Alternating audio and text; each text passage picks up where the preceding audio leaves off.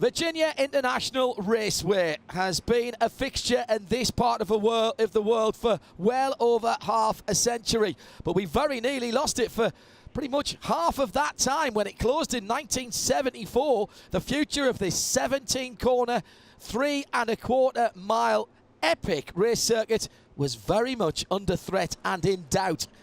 Thanks to Connie Nyholm and the ownership group who took over in the early 2000s, the circuit has been restored to even better than its original glory.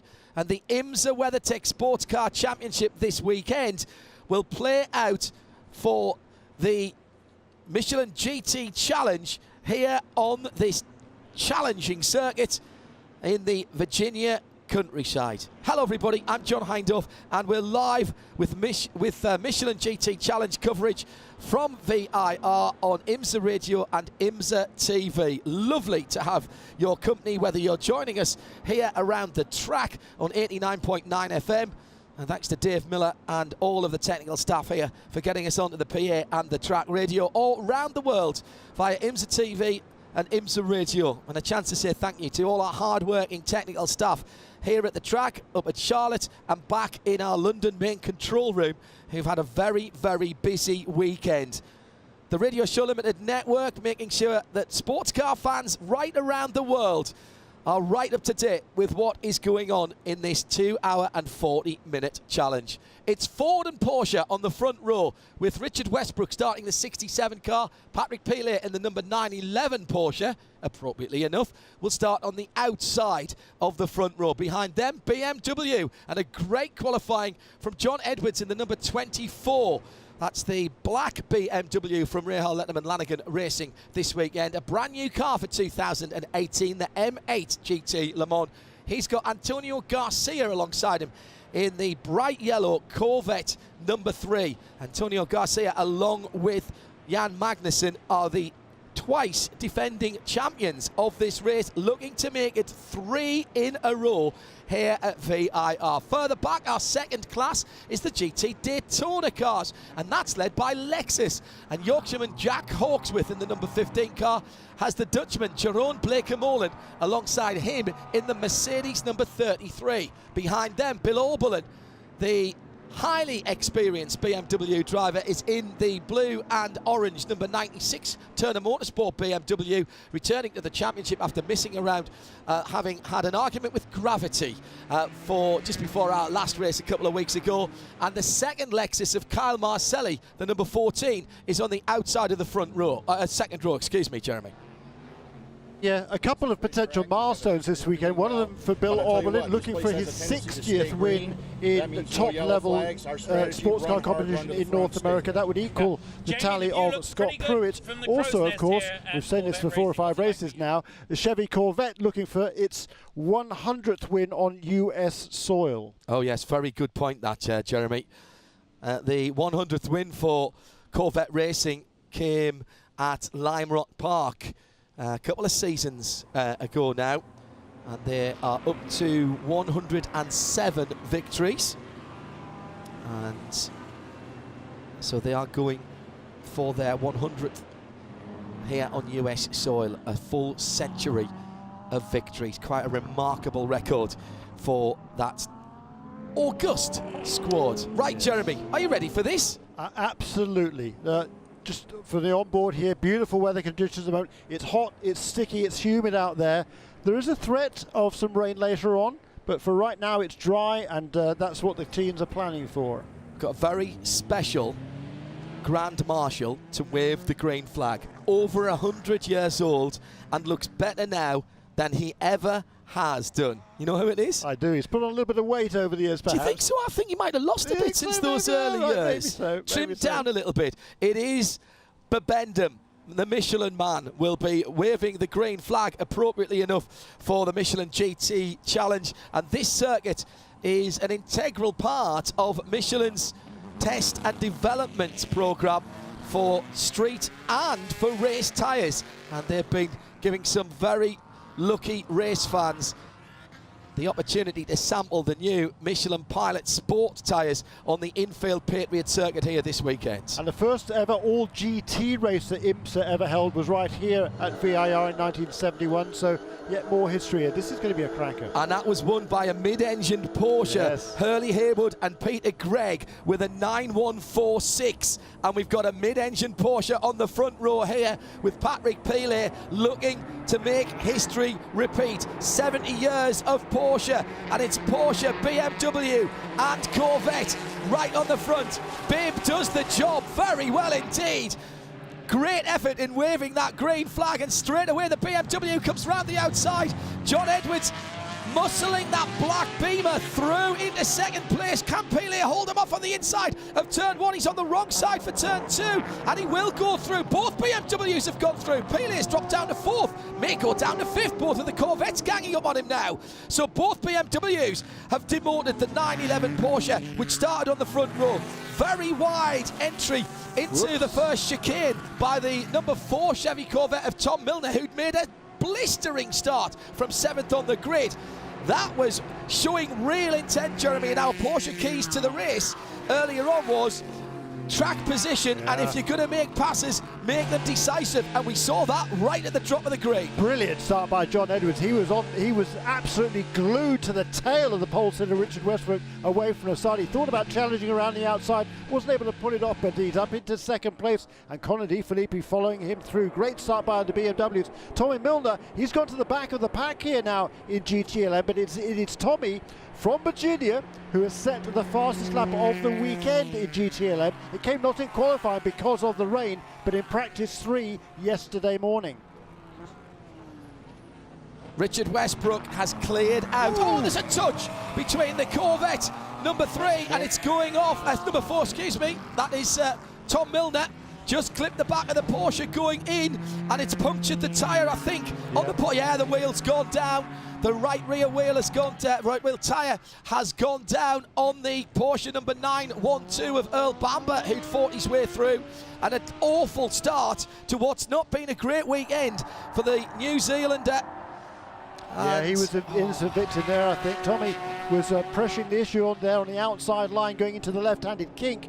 And I think it was Tommy that made contact with the rear of the Porsche. Both cars going off the track, heading in towards the top of the hill at what round here is called the roller coaster. We have our first pit caller. Shea Adam is watching the 912 and Earl Bamber. A lot earlier than I was hoping for, John, as the right rear tire is hanging limply, but there appears to be no suspension damage, at least from the initial look. That's the good news. I'll know as soon as the tire gunner removes the tire. Yep, they're taking a quick look, throwing a new Michelin on. They're just going to give Earl 4 new tires and then send him back out on the racetrack. Just working on the right front now. Earl's sitting patiently in the car. Pull the air gun out. Engine refires. Camera is sent. Leaders at the Oak Tree turn, so Bamber hasn't lost a lap, but he's lost an awful lot of ground on the cars. The incident is under review from race control, as you might imagine. Tom Milner, by the way, dropped down to 14th position. There was a degree of weaving around from both drivers there, and the problem there for race control to decipher and unravel was the 912 Porsche blocking and weaving around too much. Yep, it was committed there to the left-hand side of the racetrack, certainly, wasn't it? And it's a left-hand kink that leads into the tighter right-hander. And Tommy Milner there was that was a scary ride for the both of them. For Milner, yeah, the Chevy Corvette's a little bit quicker on the straights than some of the other cars here, and particularly the Porsches, actually. 912, incident responsibility, drive through. Wow. Do you know what, though, Jeremy? I can see why that's called, because he's driving down one side of the track and he moves across into another lane. Right, I know it's the early part of that. Now, if I'm Earl Bamber, you stay out for as many of the 3 laps as you dare and try and get some of that ground back whilst you're in clear air. We've got the 93 in as well, Shea Adam, the Acura of Justin Marks. It's been a great story this year for the 86, the sister car, but not the year that the 93, the full season entrant for MSR Acura, was hoping for. They brought the car in. Justin Marks started. It was Lawson Aschenbach who qualified, and they have pulled the engine cover off. They know what they're looking for. They're putting the engine cover back on. car has refired. They're going to send him back out and have a little discussion on the pit box. The 93 pit box is the one that Michael Shank sits on, so he'll be looking at all the data and talking to the engineers. But this was a car that started from the dead back of the field, so at least Earl Bamber, who's coming across the start-finish line now, will have a little bit of company on track. Unfortunately, it's in the shape of a GTD car. Yeah, does he get past him? That's the question. Yes, he does. Passes him going into turn 1, so that's good news for Earl Bamber. The reason that the Justin Marks car went to the back was because Lawson Aschenbach qualified that car and therefore should have started. They weren't overly happy with how the car was going in qualifying or the morning warm-up, to be honest, and so they thought they would just take that penalty, swap drivers, but it clearly hasn't paid off. Even now, whatever was ailing that car may have reared its ugly head again, I'm afraid.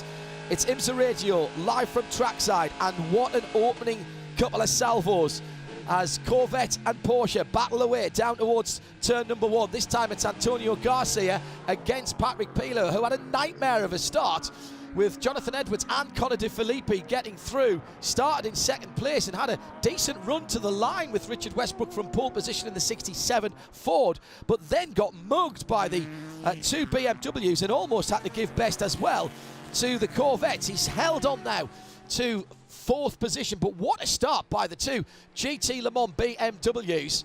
In GTD, Jerome Blakemolen has overhauled Jack Hawksworth, so the pole sitter now down to 2nd. Bill Oberlin holds on to 3rd for BMW, 33, 15 and 96, with Pat Long in 4th position in the red and white Wright Motorsport Porsche number 58. Earl Bamber has not yet come into the pit lane, so he's doing as I suggested and trying to get a couple of good laps in with brand new Michelins to try and get to do his drive-through without dropping a lap, but I think that's a tall order. Yeah, I think he probably... Yeah, he's in now. Okay, fine, yeah. But for the last 2 laps, by the way, the BMW has been the fastest car on the racetrack. Yeah. Lap 2, it was number 24 car of John Edwards who set the fastest lap of the race. Change of position, Jeremy, and it is Antonio Garcia demoting Patrick Peeler, front row starter, now down into 5th position. And Shea Adam was watching the 912 Porsche come in to serve its drive-through. Shea? He's come out about 10 seconds ahead of Richard Westbrook on the racetrack, so he needs a caution now, desperately. Well, or they need to pull some tricky strategy. 1:43.3 from Richard Westbrook. Very fast lap from the front of the field by Richard Westbrook in the Ford GT, and he has pulled out a full 2nd on the field now, and he's picking his way through turn 3 and up through the chicane before the uphill S's. Jeremy Shaw, great start from Jerome Blakemolen as well. Just got ahead of Jack Hawksworth in the opening exchanges in GT Daytona. He did, but the guy on the move was the car number 58 of Patrick Long. He started in the 14th position, so 6th in GT Daytona. He's now up to 4th and on the tail of the top 3 as well. So Patrick Long has really got the hammer down in the early stages. In the meantime, Tommy Milner's having a hard time fighting his way through that lot, actually. Carl Marcelli's dropped a couple of positions, well, a position, down to 5th. He was the latest victim of Patrick Long, but nothing to choose between the leaders up front, but that was a good lap by Richard Westbrook, and he's going faster again on this lap as well.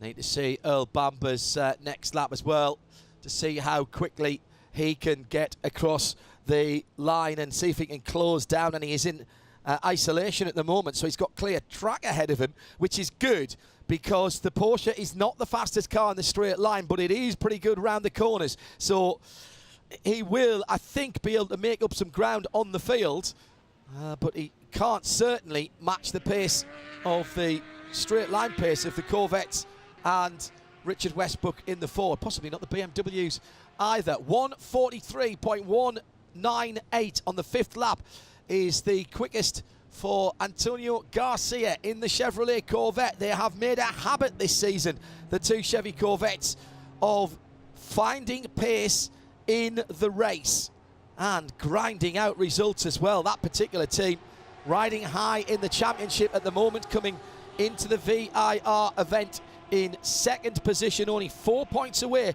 from Richard Westbrook and Ryan Briscoe. Ford lead Chevy, excuse me, by 265 points to 251, so 14 points between the two manufacturers as we head into the business end of the season. Ford, BMW, Chevy, Corvette, Porsche and Ford, the top 6, all GT Le Mans cars. Then the GTD battle with Bleekemolen almost a second ahead now of the pole-sitting Lexus of Jack Hawksworth, the number 15 car. Then Bleekemolen in the blue and yellow BMW from Turner Motorsport, the 96 car. He's pressuring Hawksworth, the man from Yorkshire at the moment. And in 4th position, Pat Long, as Jeremy said, the man on the move. He's another about a second and a half further back, with Tom Milner working his way through, having been already off the track in that opening lap incident with Earl Bamber that earned Earl Bamber a drive-through penalty. Yeah, for moving across on Tom and Milner going into the braking area at the top of the hill. Richard Westbrook, boy, that car is particularly fast through the first sector here. Turns 1, 2, 3, 4. Tightish corners, decreasing radius turns. It's very, very fleet through those corners, and then the rest of the track, well, there's nothing to choose between any of them, it would seem. Is on board with Antonio Garcia, looking to the outside of the Porsche 911 into the braking area for turn 1. He draws kind of a level with the rear flank of the Porsche, but not close enough to make a pass. He tries to do the over-under and gets a run on the Porsche towards turn 3, but again he's on the wrong side then of the racetrack, so has to tuck in behind once again. So good battling going on here, and all of the GTLM cars up front running lap times within a tenth of a second or two. They're very, very closely matched. That's the best lap for the race leader last time around, the 43.2, 1 minute 43.2. The lap record, by the way, here set last year by Giancarlo Fisichella in the sadly absent Ferrari Risi Competizione as a 141.2. So it's relatively conservative in the early stages of this race. In GT Daytona, Madison Snow, the championship leader, number 48, in 7th position at the moment with a handy 18-point lead over Catherine Legg, who... did Brian Sellers start that car, not Madison Snow? My apologies, I actually read what was on the timing screen. I'll check with that with Shea. The 86 car is 1 place ahead, with Mario Farnbacher paired with Catherine Legg this weekend, and it's Catherine that's in second in the championship with Ben Keating and Jerome Bleekemolen another 12 points further back in that 33 car, which is leading at the moment by 3/4 of a second. Great race at the front of the field. Richard Westbrook and his Madison Snow, he qualified the car, of course, so he had to start the race. 1.2 seconds. Richard Westbrook now from John Edwards in second place for BMW, second ahead of his teammate Conor De Filippi. But the battle is on now, because Antonio Garcia is seemingly tied with a very short bungee cord onto the back of that mainly white BMW. And charging up behind them is Patrick Pilet. 3-car battle about to develop for 3rd place overall and in GT Le Mans. Meantime, in GT Daytona, the white and green 33 going through the chicane 5 and 6 before heading up the hill under the crossover bridge and past our commentary point here. The rumbling Mercedes of Jerome Bleekemolen AMG GT3, I should probably call that. The Riding Technologies entered car. And Jerome Bleekemolen doing great work there. That is a magnificent beast up the hill. And Bleekemolen, one of the best exponents of GT3 anywhere in the world. Yeah, and I think that Mercedes seemed to be particularly suited to the track here at VIR. It looks great. It was the same in GT4 spec. The drivers there in yesterday's Intercontinental Tire Sports Car Challenge were thrilled with the way their cars were handling around here. Of course, they ended up winning that race in GT4, did Mercedes, with Team TGM. And perhaps they can pull off another win here for Jerome Bleekemolen and Ben Keating. Westbrook is just reeling off fastest lap after fastest lap after fastest lap, and now the best comes down to 142.8. Earl Bamber has done a 142.8 as well that lap, so that answers the question. That 912 Porsche right at the back now, and he's about to catch up with the back of the GT Daytona field. but he is absolutely flying at the moment. 42.865 is the fastest lap of the race last time around.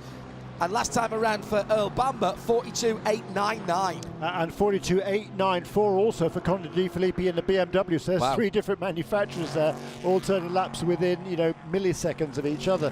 It is super tight. But John Edwards there slipping back a little bit now. He's a second and a half behind Westy. Richard Westbrook last time around, as you said, a new fastest lap of the race. It was just a hundredth quicker than the previous lap. But that's not the point. The point is that he is going quicker and quicker. We've seen this year, Jeremy, haven't we, that the Michelin shod cars, as the fuel burns off, whether it's in qualifying or the race, just seem to get faster and faster. The GT Le Mans cars take maybe a couple or three laps for the tyres to come up to, laps longer for the tyres to come up to operating temperatures and pressures. But my goodness, both of our tyre manufacturers in this championship actually take about, because their tyres are durable and fast right through to the end of their stints. Pat Long, by the way, is closing down on Bill Oberlin. It was a better part of 2 seconds, and now it's just over 1. The number 58, Porsche Consulting Wright Motorsports 911 GT3R. Yeah, Patrick Long, he lost a little bit of ground there when the number 4 Milner Corvette went back past him. But yes, he's certainly got the hammer down still in the early stage of this race, as Patrick Long, and he's trying to hang on to that top 3. Remember you said that we had Ford, BMW and Porsche with laps within milliseconds of each other. Well, the 4th manufacturer now has weighed in the shape of Antonio Garcia in the number 3 Corvette, and he's now got the fastest lap of the race, 1:42.7. Take a bow, IMSA Technical, who have to try and balance these cars in terms of pace, performance, fuel consumption, fuel fill, all of those things.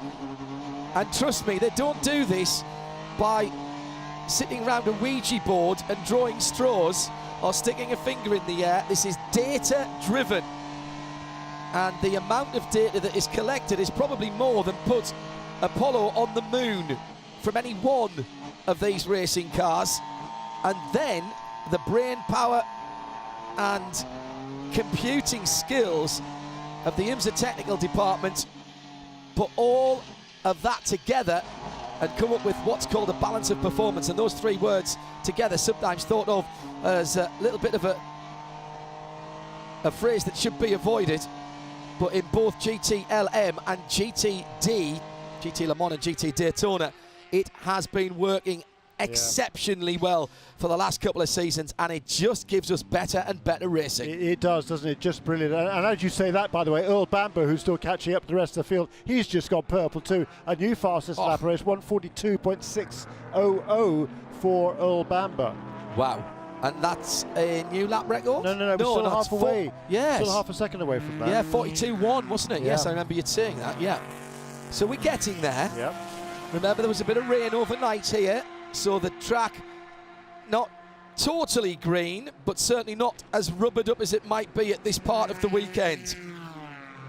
2 hours and 22 minutes to go. Richard Westbrook by 1.3 seconds.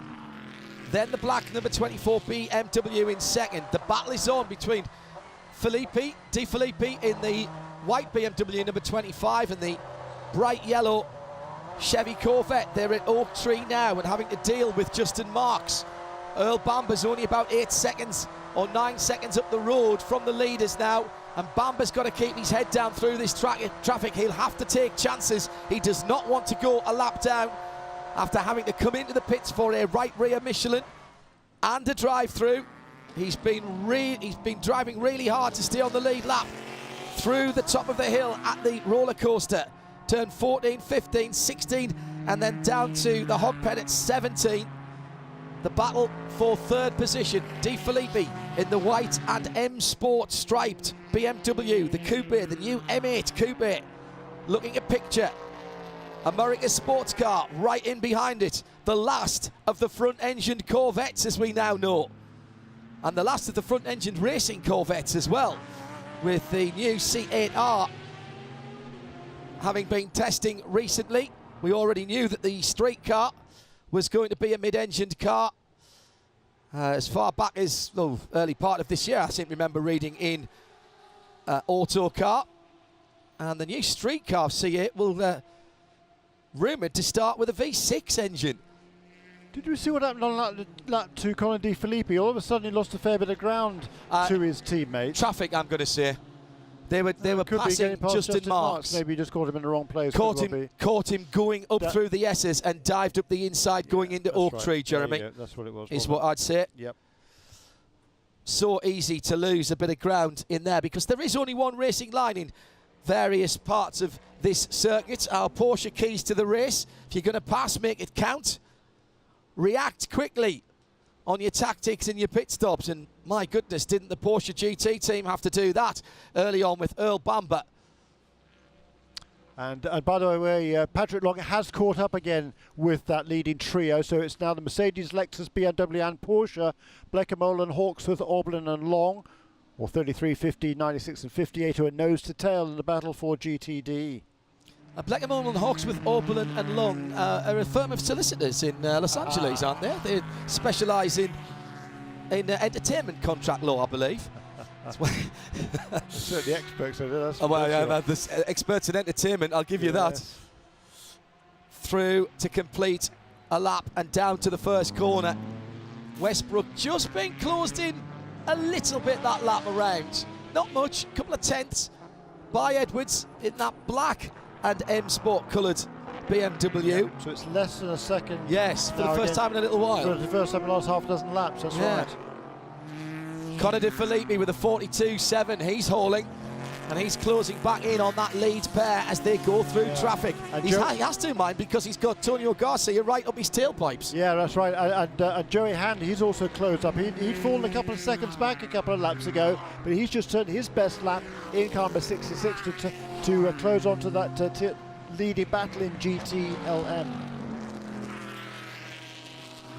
Cat and mouse stuff here, and really interesting at this stage in the game.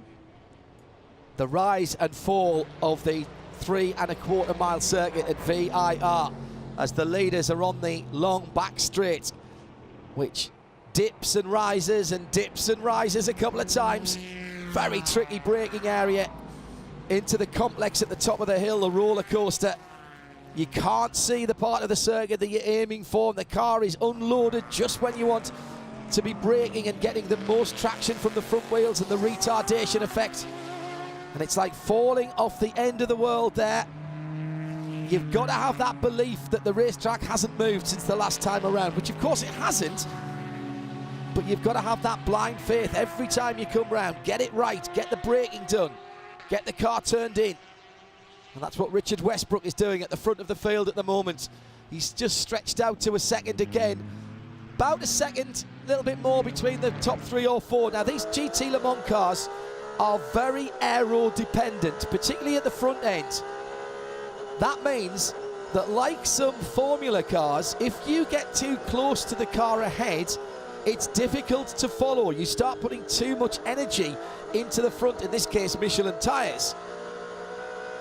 And then you get what the drivers talk about, aero push, understeer. You turn the wheel and the car doesn't want to turn the amount that you've put into the steering. And at that point, the car isn't working efficiently and neither is the tyre. The tyre is scrubbing forward across the track surface instead of turning laterally across the track surface. And that's bad. It's bad because you lose time. It's bad because you cause excessive wear and put excessive heat into the tyres. So what you'll see is these guys closing up, maybe having a little look down in the first corner. If they can't make it, you might see them drop back as they go up the hill and then try it again a lap or two later. That doesn't mean they're not trying. It means they're having to think, Jeremy, about where they have even the tiniest advantage on the car in front. Yeah, and you know, they've got to look after their tires. It is, as we talked about earlier on, it's hot out there, it's sticky, it's hard work. The tyres here, whether it's the Michelins on the GTLM cars or the Continentals on the GT Daytona cars, they're working really, really hard. And you know, the drivers here, they've got to keep these, you know, look after their tyres at least a little bit. They're pretty durable these days, I have to be said. Very durable, yeah. But still, you can't afford to abuse them, so you have to be as smooth as you can. It's not a question of them potentially not lasting, Jeremy, No. but if you take too much life out of them, you have a performance disadvantage to someone who's looked after them a little more. And you know, we talk every single week about the fine margins between not just getting on the podium, but you know, winning the race. You can't afford to have any disadvantage to the cars around you, because these are the guys at the top of their game. That's very true. Just looking at the lap times of Tom Milner, by the way, he's consistently now losing a second or more to that whole pack of cars. He's got past. It took him a while to get through all the GT Daytona cars, and he's pulling away from them, yes, but he is losing ground by, as I say, a good second a lap to the rest of the field. That's car number 4. May have taken a bit too much out of his tyres, Jeremy, we've just been talking about. Could have done. Good battle with Cooper McNeil and John Potter. Cooper McNeil in the WeatherTech number 63 Ferrari, going into the first corner now. May try the old over and under manoeuvre. John Potter, who's been driving, well, the best I've seen him. He drives with confidence these days. He's been doing such a good job. Andy Lally, teammate to the 44 in the 44 Audi. Super impressed with how John's come along. And Cooper McNeil and that WeatherTech Ferrari team also finding some form. Had a couple of sessions up at Lime Rock Park a couple of events ago where that car topped the timing sheets, and got a Jeanette back with Cooper this weekend. Cooper starting the race, and a big race for them next time out as they go to the WeatherTech Laguna Seca Raceway. That's what, 3 weeks time? They'll want to put on a good show there with that new sponsorship deal over on the West Coast. Cooper leading the Ferrari Challenge at the moment as well, with I think just a couple of rounds to go. He's pretty much got that wrapped up. I don't think he can go away for a beach holiday and miss the last couple of rounds, but he certainly had a handy lead, dominated that this year. Yeah, he's getting a lot of driving in his Cooper, and it's paying dividends here as well. You know, he's had a raft of different co-drivers. There seem to be musical chairs in the co-driver seat number 63 car, but it's been effective. Cooper is well placed in the championship. You know, he's driving effectively solo in terms of the championship for this season, but he's up into the 4th position and not that far behind Jerome Blekemolen and Ben Keating. 11 points, yeah. And ahead of Alvaro Parent by... Yeah, Alvaro, of course, had to miss yeah, he's ahead of Alvaro Parent by 12 points in the championship. 2 hours and 12 minutes to go. Let's have a look at our Cadillac race update before it all kicks off again. Leading in GT Daytona, Jerome Blekemolen. Ben Keating had a birthday this weekend. He'll be getting into the 33 white and green Mercedes before the end of the race. Blekemolen now just half a second ahead of the 15 Lexus of Jack Hawkes, with Bill Oberlin same distance behind in third in the 96 BMW, the Turner BMW. At the front of the field, Richard Westbrook by 0.8 of a second. That's all to the black BMW number 24 of John Edwards. Conor De Filippi, his teammate, just a second further back, and he is under pressure from Antonio Garcia, another second further back. Then it's Patrick Pilet and Joey Hand having a cracking battle. Pilet right with Antonio Garcia now, and Joey Hand closing in on them. That's the top 6 in GT Le Mans with 2 hours and 11 minutes to go. That's your Cadillac race update. Cadillac, because real racers never take days off. Old adage in motor racing, isn't there? If you're standing still, you're going backwards. You kind of feel that this year, Jeremy, particularly in these GT categories where everybody is pushing as hard as they can every single race to find that unfair advantage, as Mark Donoghue would have said. Trying to find anything that gives them the edge, whether it's a slightly different setup, tyre pressures, changing their drivers around, as you mentioned with the WeatherTech Scuderia Corsa team. Really, such tiny differences in performance between the cars. You've got to maximise your advantage. Beautiful weather, sun is out, temperature coming up. And with 2 hours and 11 minutes to go, This is just starting to warm up nicely on the track as well. Richard Westbrook settled into his rhythm at the front of the field, and he'll be absolutely delighted that the first 17 laps have gone by there, Jeremy, without any major dramas for the man who put in that sensational pole lap as the track was drying in qualifying yesterday. Yeah, the pace of the leader has dropped off by about a half a second since the fastest laps of the race, which are all set inside the first 10 laps of this race, settling now into consistent mid to low 1 minute 43. Is 1:43.34 last time around, 1:43.3 the previous lap as well. That has enabled John Edwards to close in a little bit. You remember the gap was out to over a second, then it came down to a bit less than a second, then over again, and now down to just over half a second last time around. So clearly John Edwards is able to keep pace with Richard Westbrook, at least at this stage in the game. And all of the contenders at the front here, I'm sure they've got more than a weather eye on the fuel gauge. They're trying to be as conservative as they can, trying to go as long as they can before they make their first pit stop. Let's take an update from Shea in the pit lane, who's with BMW's Alexander Sims. Alexander, only a couple hours ago, things were looking pretty bad when morning warm-up didn't exactly go your way. First off, what actually happened there? It was just a brake caliper issue, so it probably looked worse than it was actually. It was quite a quick change. The boys did a good job, but yeah, no, the car wasn't at any risk in terms of its reliability for this race, I don't think, so it was fine. Well, clearly everything's okay since the car's up to third. Connor had a great start out there. You've got your team car just ahead of you. Feeling a little bit optimistic at this point in the race? Yeah, I mean, the field's incredibly close, so there's no guarantees whatsoever, but absolutely the start's gone our way so far. Guys are doing a great job, and we'll just keep trying to make no mistakes and have clean pit stops and see how it goes. How do you keep cool when the weather's this warm and you're under a black tarp? Yeah, that's because hot topic, as one might say. Yeah, no, a bit difficult. Good luck in the race. Cheers. Very much a thoughtful driver, very dry sense of humour. Mr. Sims, I enjoy spending time with him. I said earlier on, Jeremy, I think it was in warm-up this morning, spent a little bit of time with him at Chicago at O'Hare after the last race. Quite often, obviously, people are travelling home to similar parts of the world, and you get in the airports at the same time, possibly on the same flights, and exceptionally dry sense of humour, but very much a student of the sport is Alexander Sims. Always good to have a chat with him. He's always asking questions about other forms of racing and reading up. Likes a bit of music as well. Zones out at times, but that's fine. These guys have to be able to get their concentration. Prepared for his flight in the same way as he would have been preparing for a race. He's clearly got a regime that he goes through. Settled himself in before he got on the day flight from O'Hare to London Heathrow.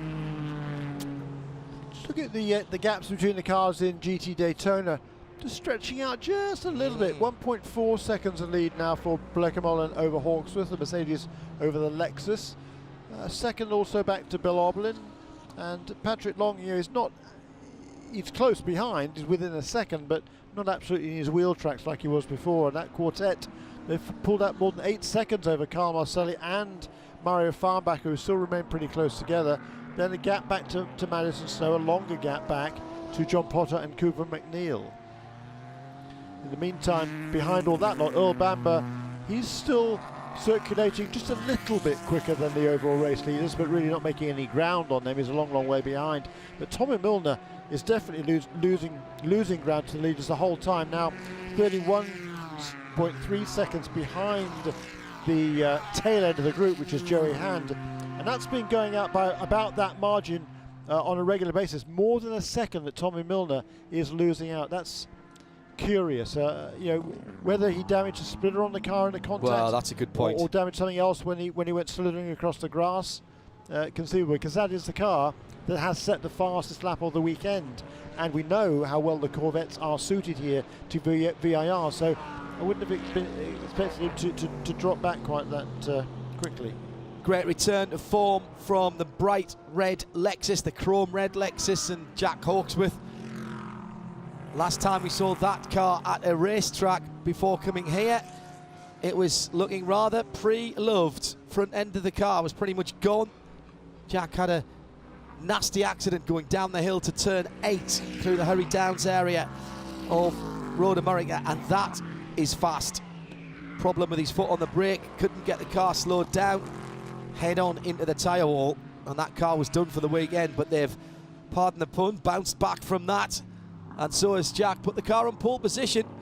The Lexus looking pretty good from at the time it rolled off the truck for 3GT Racing. Sitting, as Jeremy said, about a second and a half away from the leaders at the moment, and about the same away from Bill Oberlin in the 96 Turner BMW. Richard Westbrook by just on a second. Get the feeling, Jeremy, that Richard Westbrook is just managing this, keeping everybody. As soon as it gets down to 8/10ths, he puts a little spurt on and just squirts out to about 1.2, 1.3 seconds. And there'll be people saying now, hearing me say that, don't be stupid, Hindhoff, they can't know that. But these guys do. They have a mental clock in their head. And if somebody says it's down to 8/10ths of a second over the radio, Rich, it's down to 8/10ths of a second. John Edwards is gaining on you. Can we have a 43.3 next time around? And they reel off a 43.3. It's extraordinary, isn't it? It is rather, yeah. But yeah, they'll certainly have an eye on the fuel gauge. You know, Richard Westbrook is renowned for being pretty frugal behind the wheel of the racing car. He doesn't expend as much energy in terms of the fuel as as many of the other drivers out there. As you can see, the gaps there just stretching out a little bit, except for between the number 911 Porsche and Joey Hand. But you know, he'll be trying to conserve as much fuel. The longer he can go before he makes his first stop, he'll be happier with that. If he can run a little bit more out there before everybody else, there's an opportunity to gain some time, because you're still running on hot tyres where everybody else is coming into the pits and going out of the pits on brand or either new or used, or certainly changed but cold tyres. The other thing about the Chip Ganassi Racing organization is that they are spread to all 4 points of the win this weekend, running at Bristol last night in the NASCAR Big Series. They've got Pocono this weekend also for IndyCar. That's gone green right now. So a lot of the bigwigs that sometimes sit on the Ford Chip Ganassi pit box are not here this weekend, leaving the main chair open to the lead engineer, Brad Goldberg, for that number 67 Ford GT. The last time that happened was Canadian Tire Motorsport Park. And what car won there? Oh yeah, the 67. Yeah, don't look at us, boss. Just don't look at us. We know what we're doing. Live from trackside with just over 2 hours to go. This is IMSA Radio RS2 on the Radio Show Limited network. That's the permanent home 24/7 for IMSA content, whether it's live, race replays, features. That's the place you need to be. And also on XM Sirius. Welcome if you're listening on Sirius 138, XM 202 this weekend and throughout the season. Maybe travelling around at the moment. Cracking race going on here with Richard Westbrook. As we look at our Cadillac race in-race update, Richard Westbrook leading overall by, again, just under a second, 9/10ths of a second. The Ford looks absolutely brilliant in this sunshine. Just made a slight change to the livery this year. Still red, white and blue, still the stripes in the same place, but they're all metallic colours that if you were lucky enough to have been granted permission to have one, you could get your street Ford GT in that red, white and blue. Single one of those colours rather than all three of them, I would expect. But it has really transformed how those cars look in bright sunshine. In GT Daytona, the story of the weekend so far is the number 48 Lamborghini, sitting in 7th position at the moment with Madison Snow, the driver who started it, having qualified this car for Paul Miller Racing. But this car missed all bar the first 10 minutes of free practice 1 and all of free practice 2 when its engine decided that some of its internal components were going to become external. And that was a hard day's work for the Paul Miller Racing mechanics. Not something that was unknown to them. Exactly the same thing happened at Lime Rock Park earlier in the season. They performed the same heart of the beast transplant for the Lamborghini Huracan, and Madison Snow and Brian Sellers delivered a victory. They lead the championship, coming in this weekend by a handy 18 points. And despite missing all of that track time on Friday, they bounced back super fast on Saturday morning. Brian Sellers was right up to the top of the charts right away. He did about 8 or 9 laps during the Saturday morning session, then handed over to Madison Snow. That was the first time he'd driven the car in the weekend. Within 4 laps, he'd absolutely matched, actually fractionally quicker than Brian Sellers. That just shows to me that how familiar they are with this car. They're super happy with it. They know it's predictable and it's comfortable to drive. But certainly Madison is falling back here, and he's now, what, 20 seconds probably behind the leader now. He's 20 seconds now behind the leader in the category, and that's not what they're used to. He's in the 7th position. But only 1 position on track behind their nearest competition in the championship, Jeremy. And what has been clear right the way through this 2018 GT Daytona season for Paul Miller Racing is they'll take what's on offer points-wise.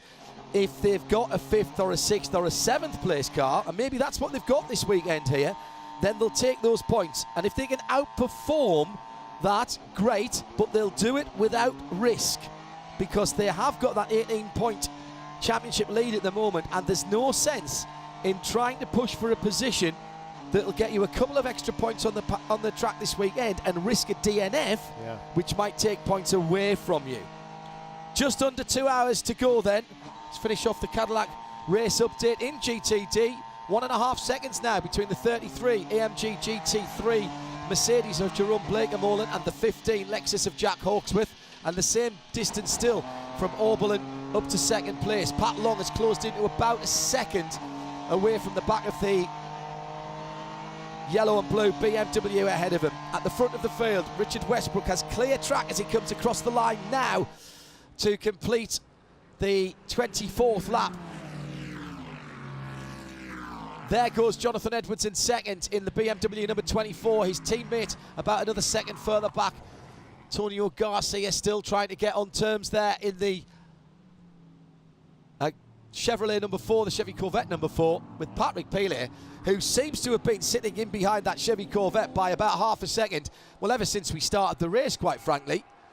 And he's now got a 2nd on Joey Hand. Earl Bamber, by the way, who had that issue with the right rear tyre after contact with Tommy Milner, and then had to come through for a drive-through, having been assessed responsibility for that, weaving around on the back straight, causing that contact.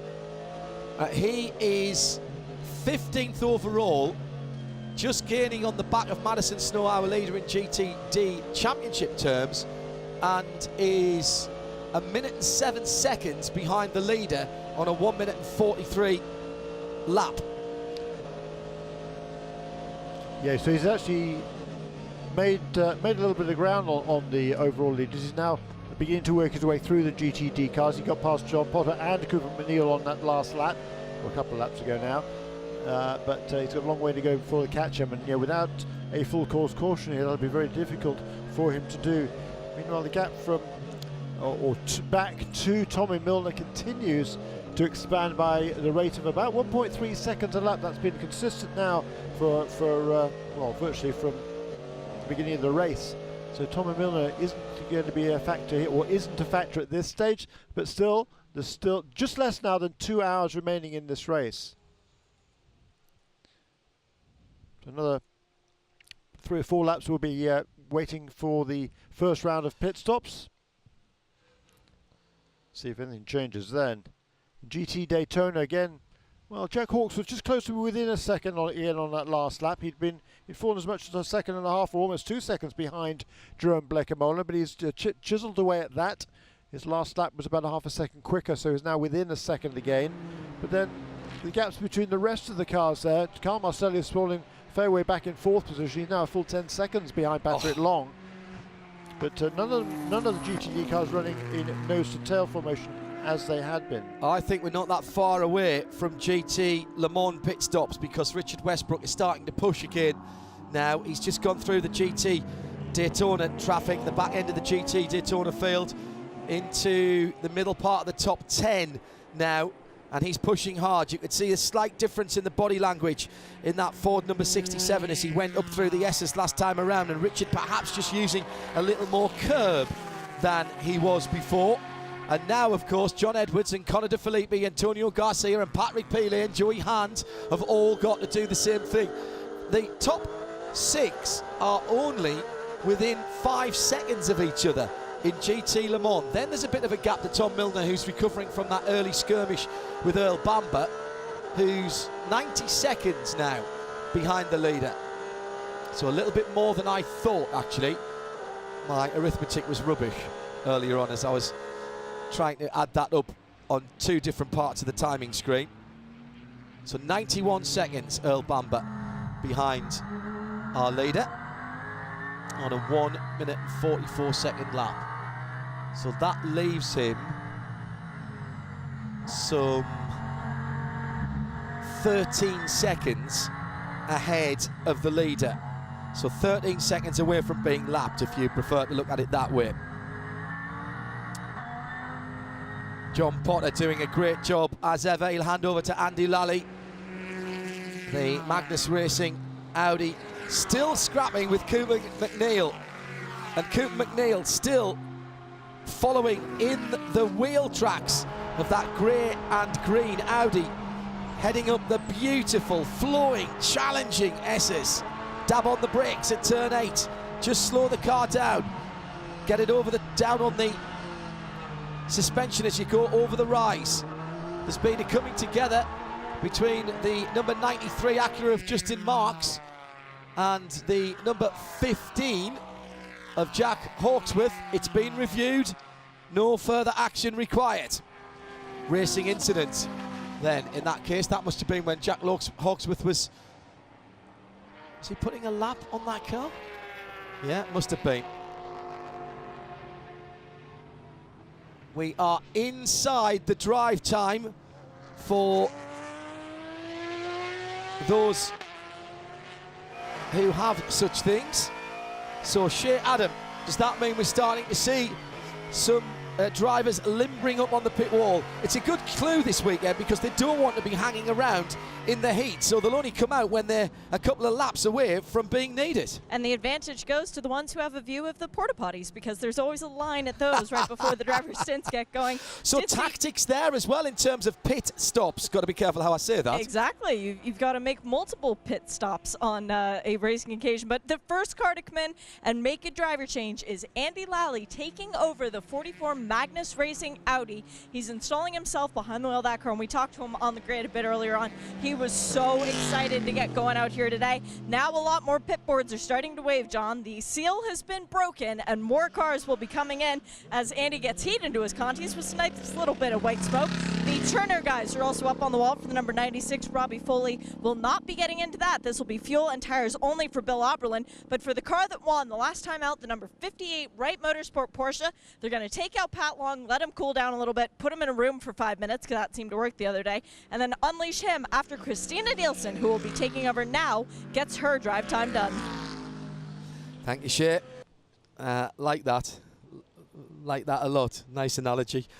Shea Adam with that Continental Tire pit lane report. This battle at the front of GT Le Mans is outstanding.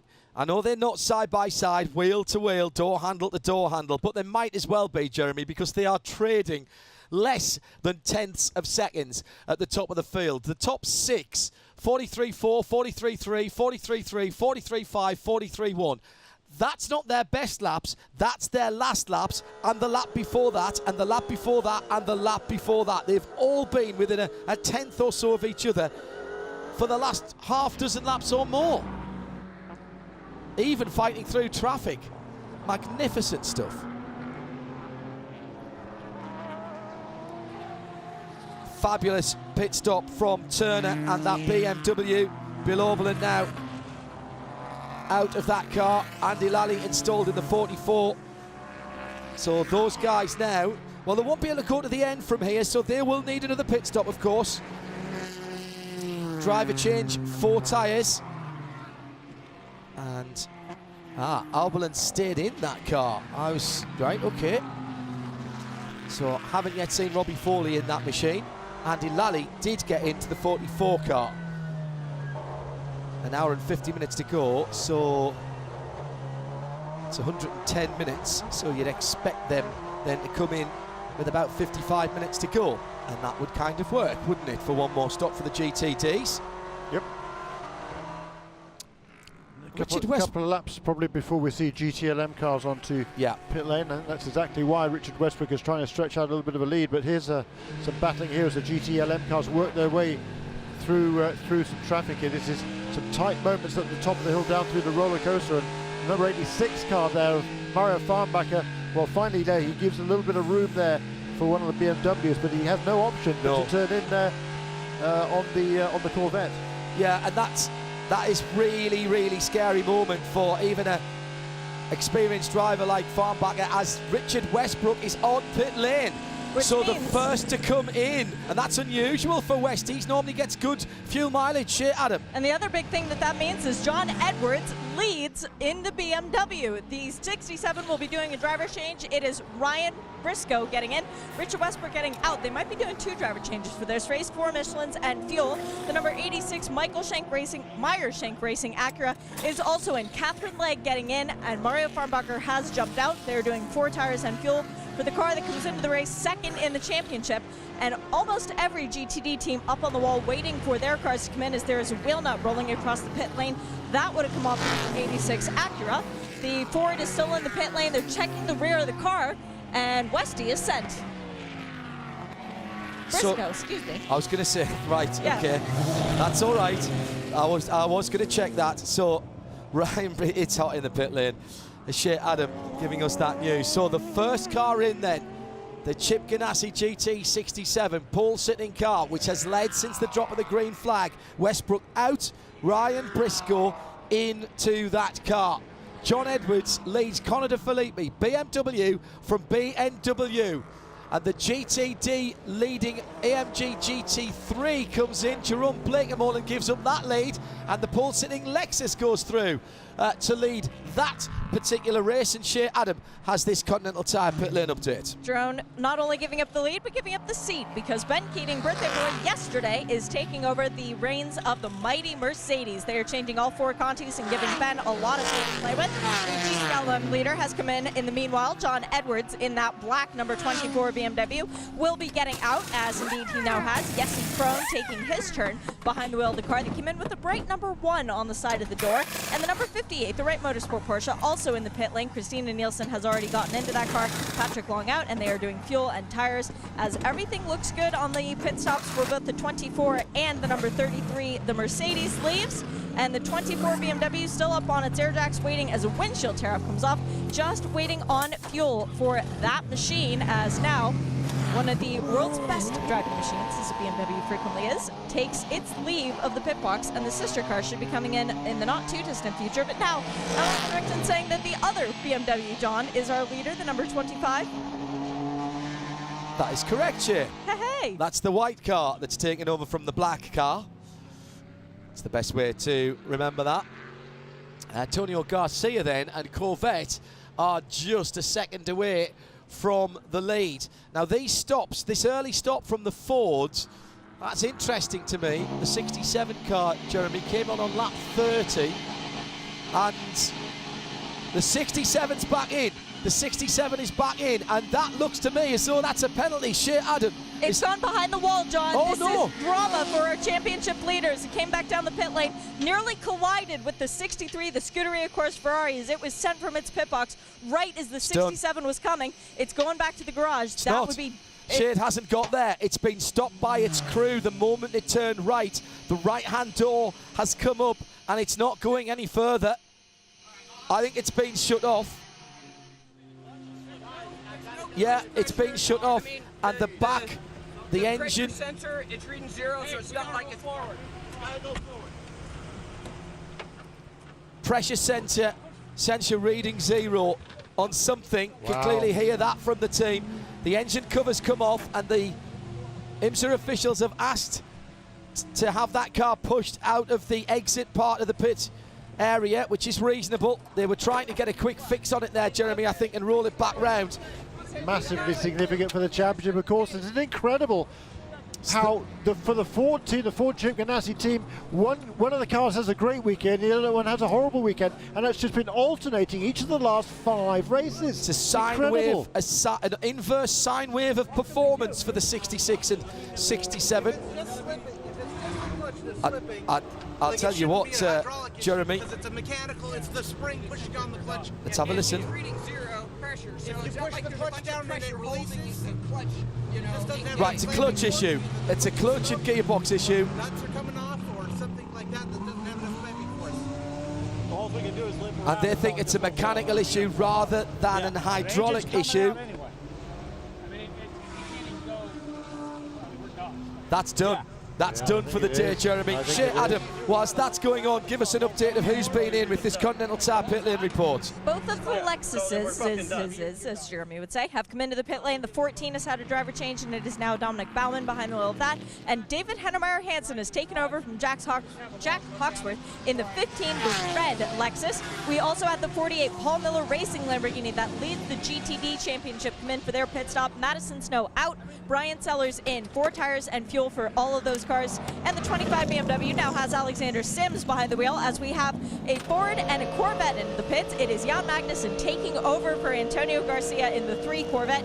Fuel tires and Michelin on that car. They will be so happy to get a pit stop competition directly against the 66 Ford GT because Corvette racing thrives off of their pit stops. For the 66, it's fuel tires and a driver change, so that will be Dirk Mueller's turn in the 66 as the 67 is now driving back toward the garage area. The Corvette has fired up. The Ford is still on its air jacks.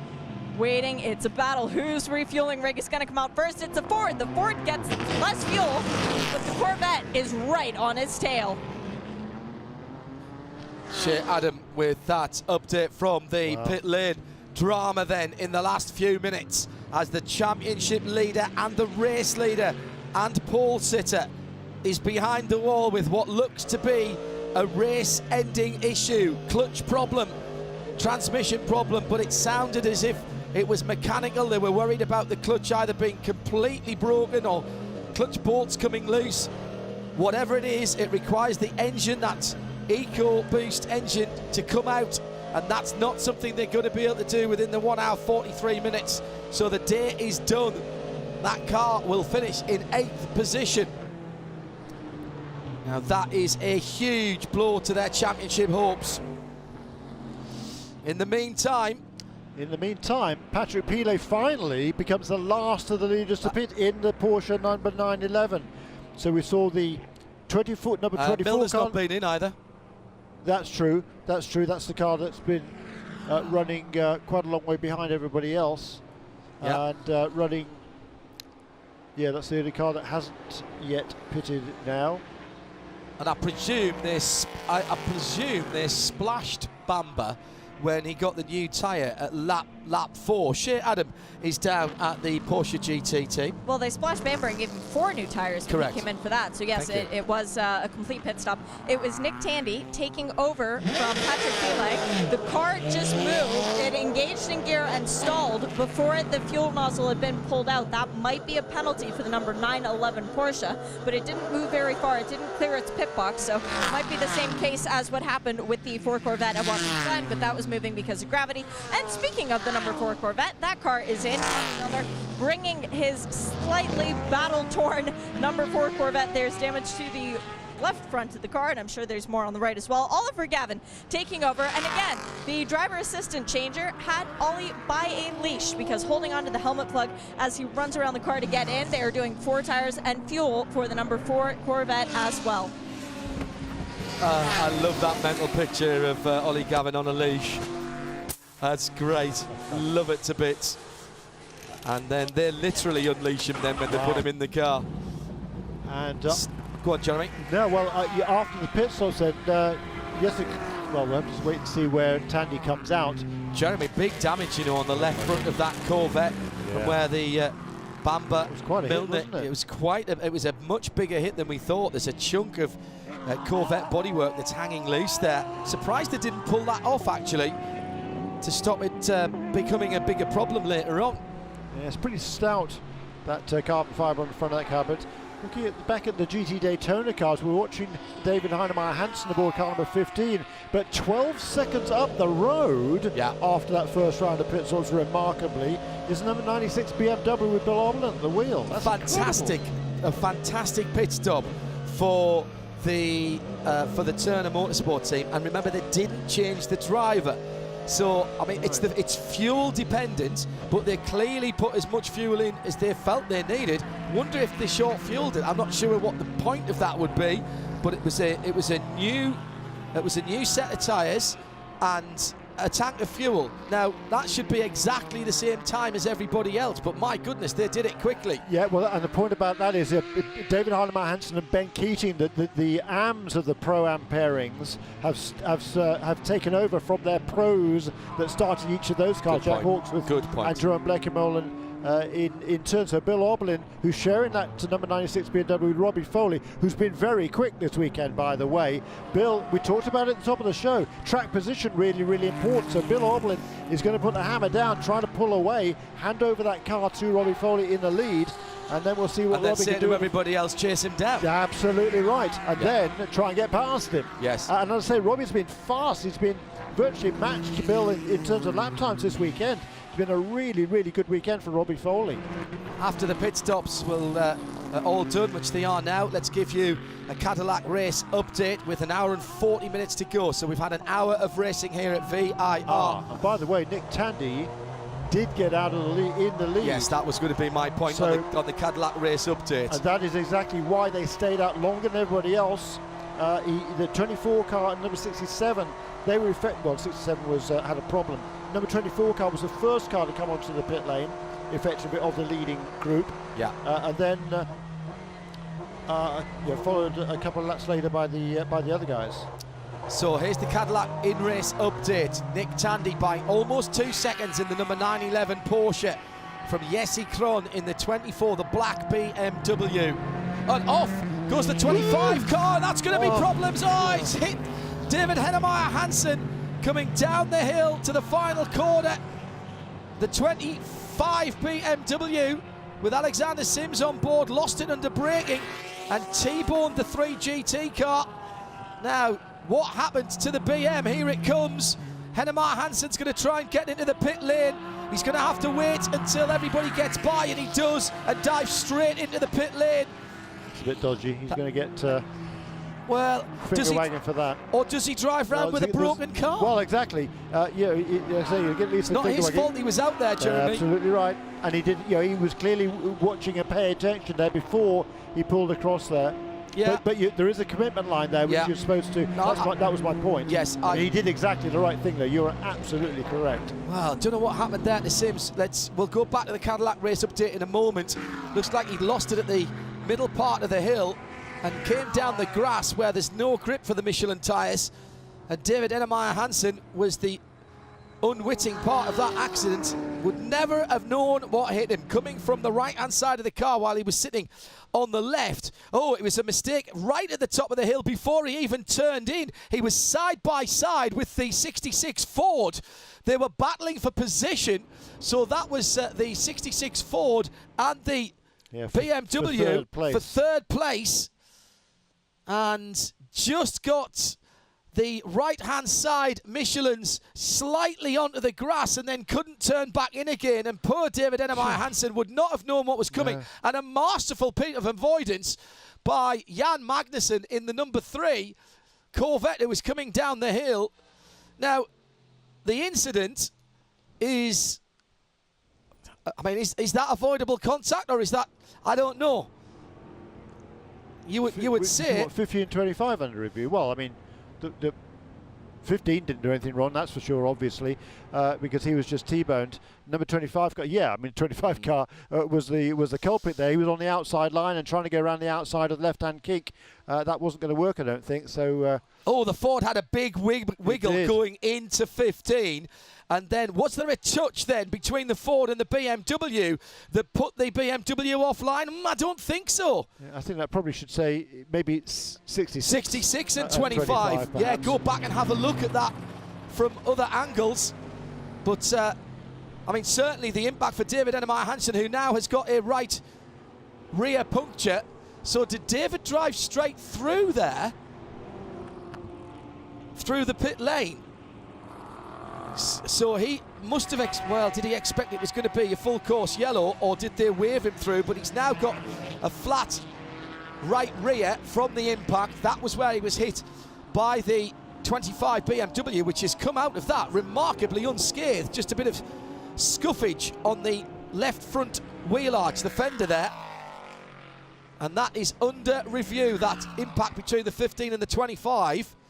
And the 15 Lexus will have to come back into the pit lane, Shea Adam.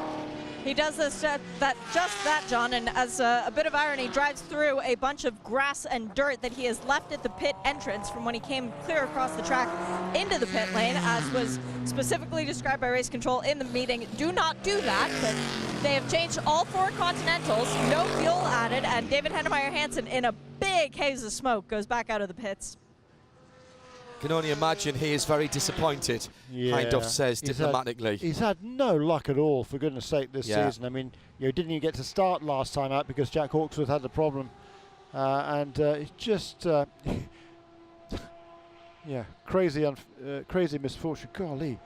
So I think what happened there is they might have just cleaned the radiator ducts on that car when it came back in. And the puncture happened, of course, the moment he went out again. So he really has had, this is David Hennemeyer Hansen in the 15, he really has had no luck whatsoever. Back out on the circuit now. Let's do a Cadillac in-race update then, which is what I was trying to do there. In GT Daytona, Bill Oberlin leads by 18.5 seconds from flying. Ben Keating, who's doing a really good job in second place. He's 5 seconds ahead of Christina Nielsen. 96 BMW, 33 Mercedes. That's the green and white car, the white and green car, should I say. The red and white Wright Motorsport number 58 of Christina Nielsen is in third. Fourth, Catherine Legg now aboard the 86, second in the championship. And fifth, the Lexus number 14. That's the blue Lexus in the under the control of Dominic Baumann. 25 takes the penalty, a drive-through for incident responsibility with the 15 Lexus. So the BMW judged to be at fault there, which that's reasonable. But why did he get on the grass in the first place? And did he jump or was he pushed? Yeah. That will be the question, I'm sure, that RLL will be asking of race control and seeing if there was some sanction to be applied.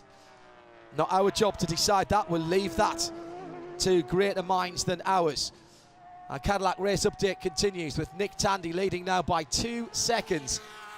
Last time around, 1:43.781 for Tandy. Jesse Krohn, second place in the black BMW, 1:43.703. My goodness, that is very close indeed. With Dirk Muller now in the remaining Ford, the 66 car, 7 seconds further back in third position. Where's the 67 car? Answer behind the wall, and I don't think we're going to see that again. We'll get Shea Adam to get a definitive answer from the team. In fact, she's already been down there. Shea, what's the hard word from Chip Ganassi Ford Racing? Clutch problem, so you were right, John.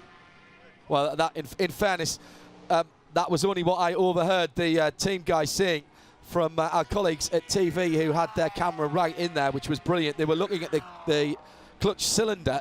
The slave cylinder is in the front and the clutch mechanism, but it's what I heard from it, and it seemed to me that they were saying that it was a mechanical issue rather than a hydraulic issue, which means basically the engine's got to come out to fix it. So that isn't happening here.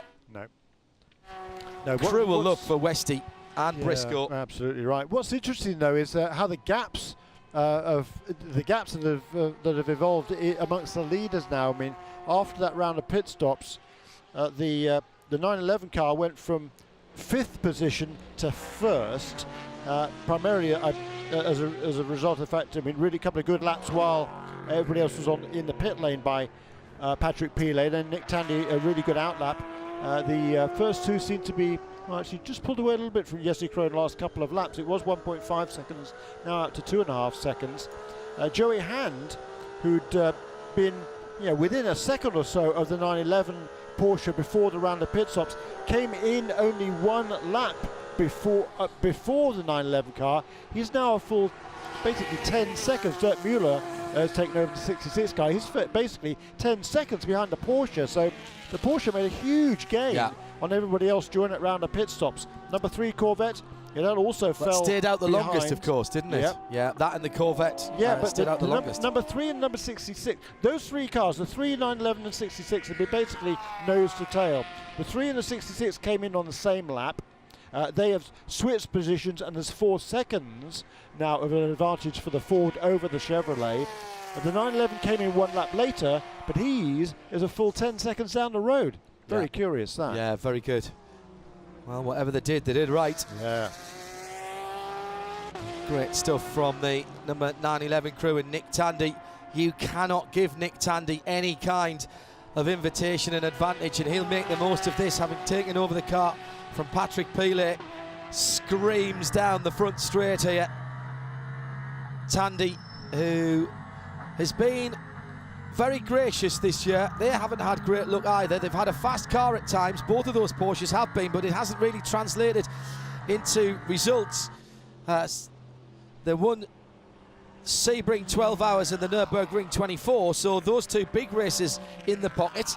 218 points, Patrick Pilet and Nick Tandy, 8th position against 241 from Westbrook and Briscoe. Now, I think you can pencil in 8th position points for Westy and Briscoe, Jeremy, this weekend. So that potentially is a 12-point swing. Yeah, going to prefer him a long way back. This is the best battle on the racetrack, though, right now. Catherine Legg is running currently in the 4th position in GT Daytona. We're looking at the championship leader. That is Brian Sellers, who's taken over from Madison Snow. Whoops, who's in the 911 car off the road. He's pulling off the road. That's the leader, Nick Tandy. He hasn't gone. He's on fire. He's on fire. There's fire from the back of this car. We saw this at Silverstone a couple of years ago in the WEC. And Nick Tandy is out and going away. And this is extraordinary drama. The leader of the race. Turn number 11. Full course caution. Tandy out of the car, looking back ruefully at the blacked out rear windscreen of the mid-engine Porsche 911 RSR. We've seen this happen before. He's just gone past our commentary point, heading up through the S's. It's all fine, hitting the curbs, but nothing awry there. And the car starts to slow down at turn number 8, and all of a sudden he's off the road. And he's realised there's something wrong, and he's out of the car, and Nick Tandy shrugs and hangs his head. The red, white and black helmet of Nick Tandy as he takes off his right glove, and over the Armco barrier he's sitting there watching the car. Now the good news is that he did have a chance to pull the fire extinguisher. The inside of the car has filled up with smoke, and there was smoke from the back of the car, but that to me, Jeremy, looks like a catastrophic failure behind Nick Tandy, and right behind Nick Tandy now, of course, is that flat 6 engine. Utter dejection there from Nick Tandy. Absolutely, he can hardly pull himself together, because he was out in front here. They made a fabulous pit stop. The strategy was absolutely perfect. Patrick Pilet done a brilliant job of obviously saving a bit of fuel in that first stint, and Nick was beginning to edge clear, perhaps, of the pursuers. It was in a great position, and just to have it all ended like that, it's just gut-wrenching. It's been a disappointing year for Porsche. Not a lot of luck. A few little things have not gone their way, but this is a big thing that's not gone their way, unfortunately. A couple of ironies here for Nick Tandy. He'll get the lift back in the Porsche, but not his, in the Cayenne GTS safety car. And the second thing is it will help the sister car, the 912. That'll be right on the back. No, I say that. Well, it's going to close that right up. Yes, it's not. It's still on the lead lap, so that's good news. It also helps Jan Magnussen and Dirk Müller close onto the back of Jesse Krohn, and the black 24 BMW leads again. Shea Adam has had a word with the Porsche GT team down on pit roads. It was an engine issue, so yeah, that stay done. It doesn't matter really which manufacturer you follow. It's not how you want to see people's days end, is it? And I'll tell you now, even their competitors will say, we wish we would have been racing them rather than that happened. Sure, because the cars have been super reliable this season as a general rule. Pits are open for GT Le Mans cars. And what they're doing at the moment, Jeremy, is just having a look on the track to see if the engine dropped any oil. I think Tandy felt something and got off the road as quickly as possible. There's the tiniest bit of a dark mark going towards the inside curb at turn number 8, but that's not where you want to have oil. As IMSA official at the moment just rubbing his foot there to see if it's bad enough to need oil dry, and I'm not sure it is, to be honest. Yeah, that's going to be fine, I think so. So let's see if there's any takers. Jesse Krohn was in 10 laps ago. Question for me now, Jeremy. Oh no, they can't go to the end from here. No. However, just like at Bristol last night, you've got to think to yourself, and if we go to our Porsche keys to the race, react quickly for your tactics and pit stops. New tyres when they're all bunched together. Yeah, you don't want to be caught on even 10-lap old rubber now against somebody else's brand new rubber. Reckon they'll all come in, Jeremy? The GTLM cars? Yes. No, I don't. I don't think they will. Shea Adam. Will they? Wait a minute. They've been out for about 10 laps-ish. Shea Adam, what do you reckon? Who's coming in?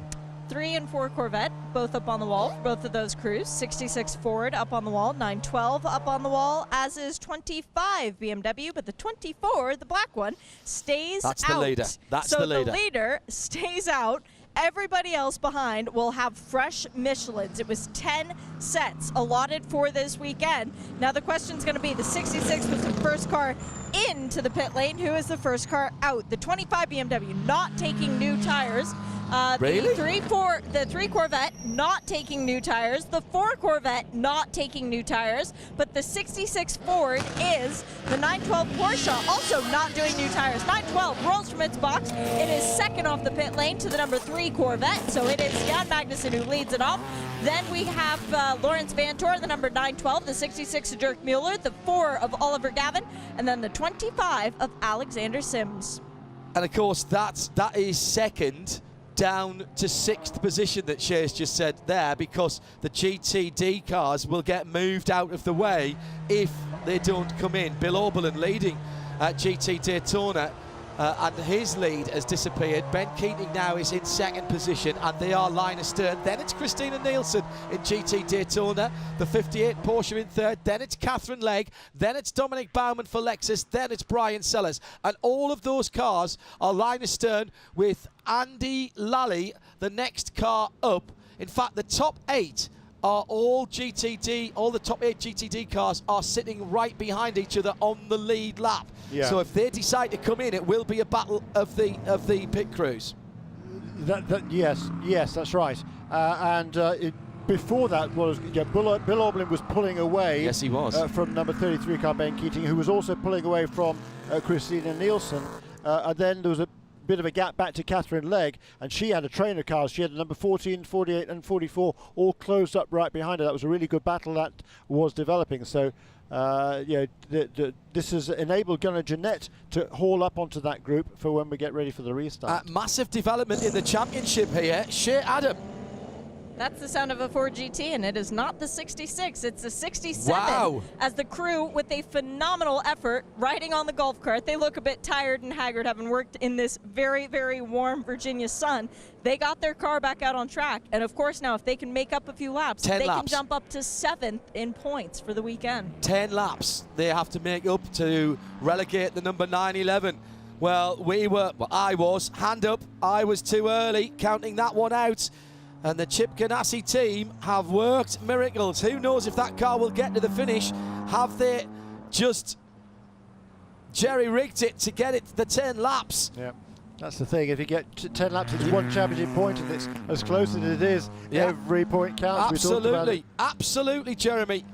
It doesn't matter how they get those 10 laps, but if they get 10 laps, they will pass the 911 on the scoring. Oops. And the twin exhausts out of the back of the 911 still spewing white smoke. And that's not the election of a new pontiff. That's more bad news for Porsche, and particularly for Tandy Impile, whose season has been character building and frustrating to say the very least, Jeremy. Yeah. Right, GTD, Shea Adam, who have you got coming along? Here's a Continental Tire pit lane update. I'll tell you who stayed out, because that's going to be a lot shorter. The 93 Acura, the 15 Lexus, and the 44 Audi. Everybody else is on the pit lane. Bill Oberlin has finally been extracted from the 96 Turner Motorsports BMW. He is handing over the reins to the more than capable Robbie Foley in the number 96. We have the number 14 Lexus. There is no driver change there. They're just doing fuel only. Same fuel only for the 63 Scuderia Corse Ferrari. Fuel only for Ben Keating in the 33 Riley Technology Mercedes. For the number 48 and 86, those two cars, the Lamborghini and the Acura, fighting it out in the championship. Fuel and tires for both machines. It was side by side with the two white GTD cars, the Ferrari and the Mercedes, as they exited the pit lane. Thankfully, Bo Barfield went over exactly this situation in the drivers' meeting this morning, and it was Ben Keating who gave way. So Cooper McNeil was the first car, Gunnar Jeanette was the first car off of the pit lane. The white Ferrari beat the white Mercedes. And that will put him into second position behind Andy Lally, who stayed out in the Magnus Racing 44, the dark grey Audi. Right, the Ferrari went from last to first of the cars that pitted. Yes, that's correct. That's very interesting indeed. Lawson Aschenbach and David Ennemeyer Hansen stayed out, I think, hoping to get their lap back, didn't they? Yeah, that's what they'll do. But with Andy Lally staying out, then they're not going to do that. I don't know where they were. We don't have a view here to see where those two were in relation to Andy Lally. They're ahead of him. I can see them on the timing screen, yes. so they will be allowed. Yes. Well, if there's a reset of the field and a wave by, final wave by now, so they'll get that. Yeah, there will be, yes. So right, so that made sense. Shea Adam, was that a full fuel fill for the 63 WeatherTech Ferrari? Nope, it was strategic. They gave him a short fill to get him out ahead of everybody else. Yeah, I think that's smart. That's very smart. The drivers, Andy Lally and the 44 Magnus team, once again, John Potter doing his job early on, staying on the lead lap, staying in contention, get Lally in. Lally, the quicker of those two drivers, and now he has got to take that car at the end in the next hour and 19 minutes. Gunnar Jeanette ahead of drivers who he should be quicker than, which should be able to get a bit of a run on them. But all of those cars, Jeremy, have still got to make one more stop. Yeah, absolutely. Everybody's got to make one more stop. But the Ferrari has not been.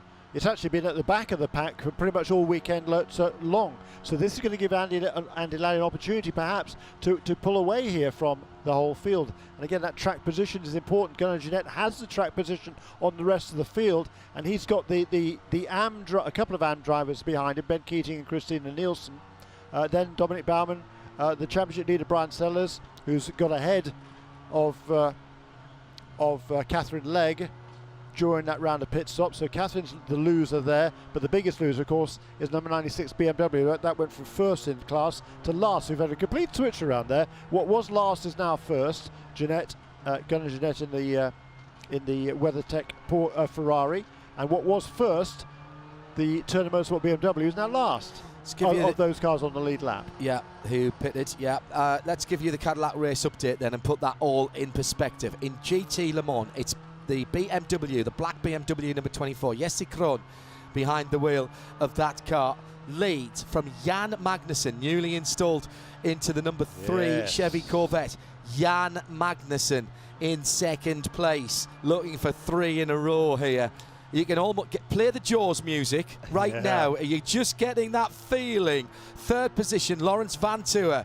A very fired up Lawrence Vantour this weekend has taken over from Earl Bamber in the Porsche. 3 different manufacturers in the top 3, 4 different manufacturers in the top 4, with Dirk Muller, who had a little bit of a whoopsie himself earlier in the weekend, and he will be looking for redemption and to uphold the championship challenge of the number 66 car, with the 67 car having gone behind the wall, lost a good 10-12 laps, but now back out on the track and looking for championship points, but still sitting in 8th position at the moment. In GT Daytona, Andy Lally stayed out for the Magnus Audi, leading from Gunnar Jeanette, who will be second in the WeatherTech GT Daytona 63 Ferrari, from Ben Keating, the white and green 33 Mercedes, and then Christina Nielsen in the 58. That's the Porsche. Dominic Baumann for Lexus and Brian Sellers ahead now of Catherine Legg. The 48 and 86 are battling for the championship in GT Daytona. That's your Cadillac race update with an hour and 16 minutes to go. Yeah, and lights out on the safety car, so I think it's going to be pulling in this time. I was going to sit down there. I was going to sit down a moment or two ago. I was going to sit down. Then Nick Tandy's engine gives up. Everything changes on the pit lane. Really, no point in even getting close to having a relax here with an hour and 15 minutes, hour and 16 minutes to go. If I even think about sitting down, something seems to happen. Beautiful day at VIR, 89.9 FM around the circuit. Sirius 138 XM202, and of course around the world on the IMSA app with IMSA TV synced to IMSA Radio on RS2. You can download the RSL player widget from radiolemans.com.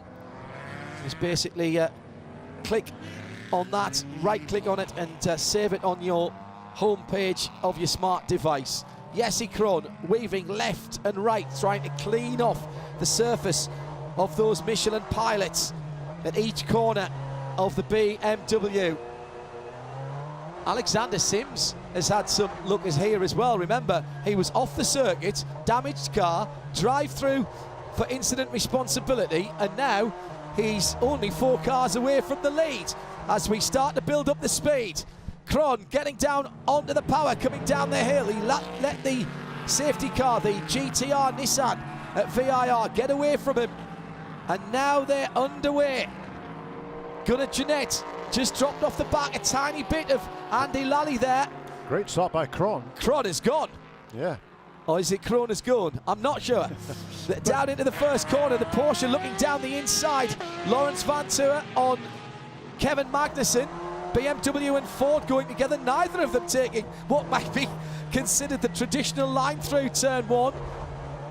That's Lawrence Van Tour and Dirk Muller duking it out as well. Krohn, what a great restart in that black BMW. And Van Tour right up the tailpipes of the Corvette of Jan Magnussen. This is brilliant, isn't it, Jeremy? It is great. And the other big gainer, of course, there is Lawrence Van Tour, because remember, he was involved in that incident on the very first lap. It was almost a lap down to the entire field. He's now in 3rd place. Penalty for the number 15 Lexus of David Hennemeyer Hansen, and I think this goes back all the way to when he was hit by the 25 of Alexander Sims. Unsafe re-entry to the pit. Yeah. Drive-through. I see that. They're told not to do it. I see that. I think David will be on Twitter tonight talking about that. He won't be happy.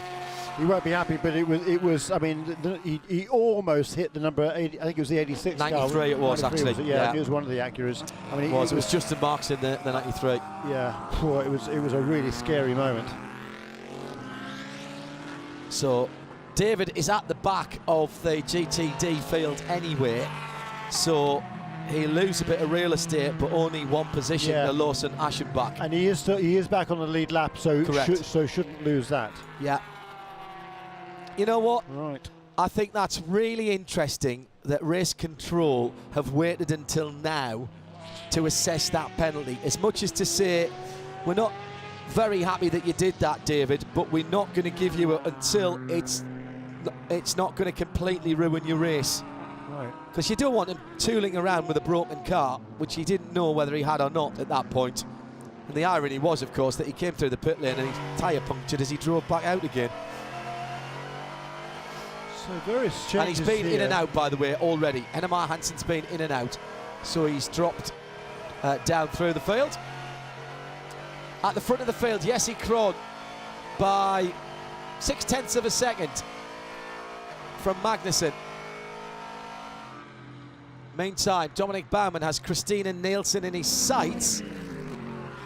And behind Dominic in the blue Lexus, Dominic is the red, silver and black, that distinctive shape of the Lamborghini Huracan and championship leading Paul Miller racing car of Brian Sellers, as we can have a word with Bill Oberlin in this Continental Tire pit lane update from Shea Adam. Bill Oberlin sitting up here in a nice, cool Pratt perch watching. You were the least happy person in the world to see that caution come out, though. A 19-second lead just disappeared. Does Robbie have it in the car, though, to be able to take that Turner Motorsport BMW back to the front?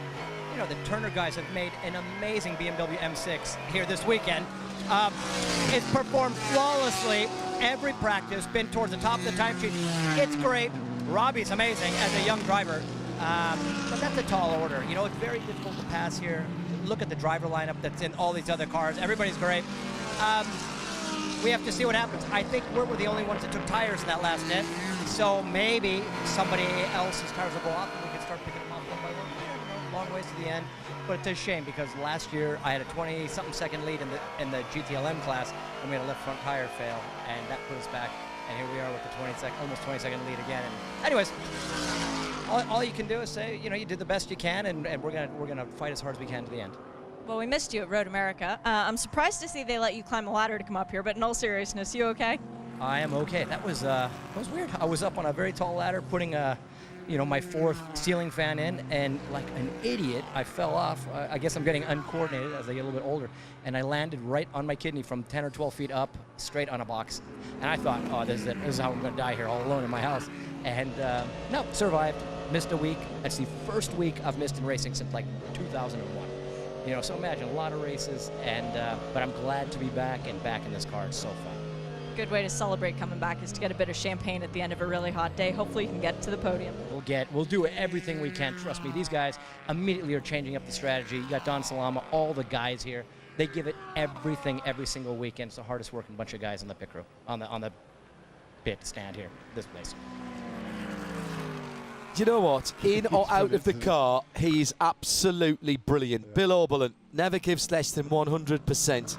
Brilliant stuff from Bill Oberlin, and great to have him back. That sounded like a very nasty incident back at home a few weeks ago, and we're delighted to have him back here. One of the first people that I met and talked to when I came over here in the late 1990s, end of 1998, beginning of 1999. Bill and his dad, who very, very keen motorsport photographer, very good motorsport photographer as well.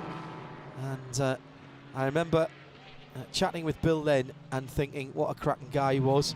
Little did we know that we'd be both in the paddocks some 18, 19 years later. Goodness me. Yes, Alexander Sims, he made up 2 places on that restart, didn't he? Because he was 6th at the restart. He leapt past both number 66 and number 4, both cars which have fallen well back from the leaders. With just 3 laps since the restart, number 66 car, Dirk Mueller, now at the wheel. I mean, taken over from Joey Hand. He's now a full 3 seconds off the back of that pack. And Oliver Gavin in the car with which Tommy Milner was clearly struggling after the incident on the first lap. He's another almost 3 seconds behind as well. In the meantime, in GT Daytona, Andy Alali has taken advantage of that clear track, and he's pulled out already almost 7 seconds over the whole train of cars. There goes Andy coming out of Oak Tree and past the south end pit lane, and he's pulled well clear of Gunnar Jeanette, who's done a good job to hold that train of cars behind him. 4 more laps for Ryan Briscoe to get into 7th position. Not often we're talking about the 2 cars in 17th and 18th, last and one off last, but this has so many championship implications. The 67 Ford back from the dead, out from behind the wall. But Shea Adam, as it's been going past you, I can hear it on your pit mic. It doesn't sound like it's running correctly. No, it doesn't. The last time it came through, it sounded like it was maybe stuck in a gear and very reluctant to change. So maybe they didn't even change the clutch. Maybe they just sort of jerry-rigged it up so that it would be acceptable to run at least till the end of the race. Yeah, I don't even think they need to get to the end of the race, Jeremy. They want 3 more laps and then they'll park it. Absolutely right. Yeah, I mean, there's no way you can change a clutch in these cars in 20 minutes or whatever it was. No, they just want to get it out there, turn a few laps, as you say, try and get ahead of the 911 car, and then it'll be back in the pits and parked. It sounded to me from what the conversation that was being had by the mechanics, it wasn't as if the clutch was slipping, that it wasn't engaging at all. And if a clutch is slipping, you can try the old fizzy drink trick. But if it's not engaging at all, then you either have to just drive without it, which is it's very, very difficult. And I've just heard a car go past Shea Adam. Was that the Ford again? Yep, it's a 67. It's come in. It stopped in the pit box. They're taking the engine cover off. They're going to have a look at the car, and they've got their air hose out to try and cool it down a bit. Shea, this is drama about them getting 4 more laps and finishing, you know, halfway, well, right at the back of the field or one off back of the field. And the drama, they need 4 more laps. But they've got more than an hour to get it. Yeah. True. 3 more they'll need it. It'll be 37 completed when they go past the start finish line, which I don't think they're quite done yet. Okay. I'm not sure where their pit stall is actually, so yes, you may be right. It's quite far down there, but I don't think it's quite at the flag stand. Well, we'll keep an eye on that. This could be absolutely crucial when we come to the... We might at Petit Le Mans in October be saying, well, you know, if they'd been able to get those 3 extra laps and the extra points that would have got them, then they would have been champions. The air hose is being thrown in again. Shea Adam is watching it. The car's rolling, Shea. It was. It fired up. They're actually helped a bit because their pit box is on a downhill slant, so they can bump start it effectively if that's what they need to do. But they cooled it off for about 15 seconds, then put the engine cover back on, sent him back out. They are desperate to try and get those 3 laps. And I don't think it'll be a situation where we're saying if they could only get those 3 more laps, because Richard Westbrook, I believe, has been runner-up in an IMSA championship 5 times, so I think he would jump off a cliff if it was 6. Yeah. Yes, 5 times the bridesmaid, possibly not the greatest stat for Westy. You knew. Jesse Krohn doing a great job at the front of the field ahead of Jan Magnussen in the bright yellow number 3 Corvette, who's rumbling down the back straight at the moment. He can see the black BMW. It's about 1.5 seconds ahead of him as they go through into the braking area at the top of the roller coaster, and that's just stabilised again. And once again, Jeremy, the 2 leading cars, and it doesn't matter what the cars are, who's in which position or which manufacturers we're talking about. 1:43.613 for the leader, 43.649 for second place, and the best laps of all the cars as well. 42.8, 42.7, 42.6, 42.7, 42.7, 44 for the number 4 Chevy Corvette. That's the only car that is off the pace, and it was off the pace last lap as well with a 45.0 and a 45.4 for Ollie Gavin. I don't think that number 4 Chevy Corvette is altogether healthy either. No, definitely not. Gone very quiet here at the moment, as well as no cars go past us. Dirk Mueller has got with the program now. He's closing the gap a little bit to those cars ahead of him. It was over 3 seconds, now a little bit less than 2. So he's closing in on the battle between Lawrence Vantor and Alexander Sims, who's all over the back of the Porsche trying to find a way past. Meanwhile, there is number 4 car, 24 car in the lead of this race. Jesse Krohn made a brilliant restart to leap away from the field, and he's trying to do the best he can to extend that advantage, or at least hope. The main thing is just to hold on to it. That's all he wants to do. But this battle back in GTD is fantastic. It is. And Lawson Aschenbach, by the way, he rejoined. He'd got the wave around, made his pit stop, rejoined the race. He was about 10 or 12 seconds behind everybody at the restart, but he's now caught up this train of cars, which is being, well, Gunnar Jeanette, he's actually edged out a little bit now with Ben Keating, Christina Nielsen, Dominic Baumann, Brian Sellers, Robbie Foley and Catherine Legg, and Lawson Aschenbach hanging on to that whole group. That's been a great drive by Lawson Aschenbach. That's number 93 Acura. That's the red Acura, the team car to the grey of Catherine Legg, which actually is 1 place ahead of it. That car just hasn't been quite right all weekend, and neither of its drivers have been desperately happy with what's been going on. They've thrown a bit of setup at it, they've changed 1 or 2 things, but for some reason it's just not happening for them. Meantime, at the front of the field, 3rd place now beginning to be disputed. Not so very long ago, Lawrence Vantor was right under the rear wing of Jan Magnussen. He's dropped 3 seconds away from that, and that means he's under pressure now from Alexander Sims. who is looking for a bit of redemption after a mistake earlier on. And that number 912 car, that's the car that set the fastest lap of the race, remember, in the early stages after that problem on the first lap for Earl Bamber. New set of tyres, wasn't it, in clear air? Yep. It was on, it was on lap 9, which is about when everybody else was turning their quick laps.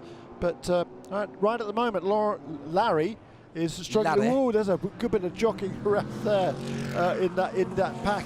Brian Sellers looked to try and make a move on Dominic Baumann. That wasn't going to happen. And at the same time, he was trying to make a pass, or look as if he was trying to make a pass on Christina Nielsen. Well, wherever you are on the track, the action is coming up through the S's at the moment. If you're joining us, there's an hour to go and a 7-car GT Daytona train in behind the Porsche of Christina Nielsen. 4th, 5th, 6th, 7th, 8th and 9th. You'd think the race had just started. In fact, you'd think it was... got past Gunnar Jeanette. How did he do that? Must have been... I don't know what happened on the last lap, but all of a sudden, the number 33 car of Ben Keating has got past, hasn't he? Yeah, Keating has got past Gunnar Jeanette, and Christina Nielsen's got past Gunnar Jeanette as well. Oh, has she now? Yes, she has. So she has. Yeah, barely a second away from Pat Long's times earlier on. Here comes Brian Sellers round the outside, championship leader on the 86 BMW. No, that's the other way around. That's a BMW making a pass on Brian Sellers. Yes, it was. In actual fact. And Brian Sellers actually thinking championship right there, wasn't he? Yes. You know what? If that had been the last lap of the race for first position, you might have toughed it out. But he just backed out of that. Good spot, Jeremy. Brilliant move by Robbie Foley. Yes, it was. We talked about it earlier on. I mean, he's been driving beautifully this weekend. Really now is totally in tune with that car. We saw Brian Sellers at Watkins Glen side by side on the outside, coming down through turn 6 after the short shoot, going round the outside of Catherine Legg and doing exactly the same things then. Whoa, I don't need to be here. I'm going to back out of this one. Being on the outside, the guy on the inside should give you enough room. And if they don't, they'll probably get a penalty. But that doesn't help you if you're in the barriers. So Brian Sellers using his racer's brain there. What was it the Plongy said about him? Small, aggressive and blindingly fast. The Velociraptor of the pit. I love that. We've got to see that on the car, surely. Absolutely got to happen, that. Andy Lally, by the way, is cleared off. He's lit the afterburners, military settings, and the 44 Magnus Audi is now 13 seconds up the road, and he's controlling things now. And all of the GTD cars have to make one more pit stop. He's got, hopefully he's got enough to get him to the end with that full course caution. He, of course, that was the first car to come onto pit lane. Shea Adam has just had a Ford GT past her. And here's the irony. In order to get the lap that they needed, he needed to drive straight through the pit lane and cross the start-finish line, which is after pit out, so it will have to lip around one more time. They thought they were done at that lap, and then realized, guys, they don't we're not get going to credit. cross start-finish. No, they don't get credit until they leave the pit lane, so they will have to do another lap.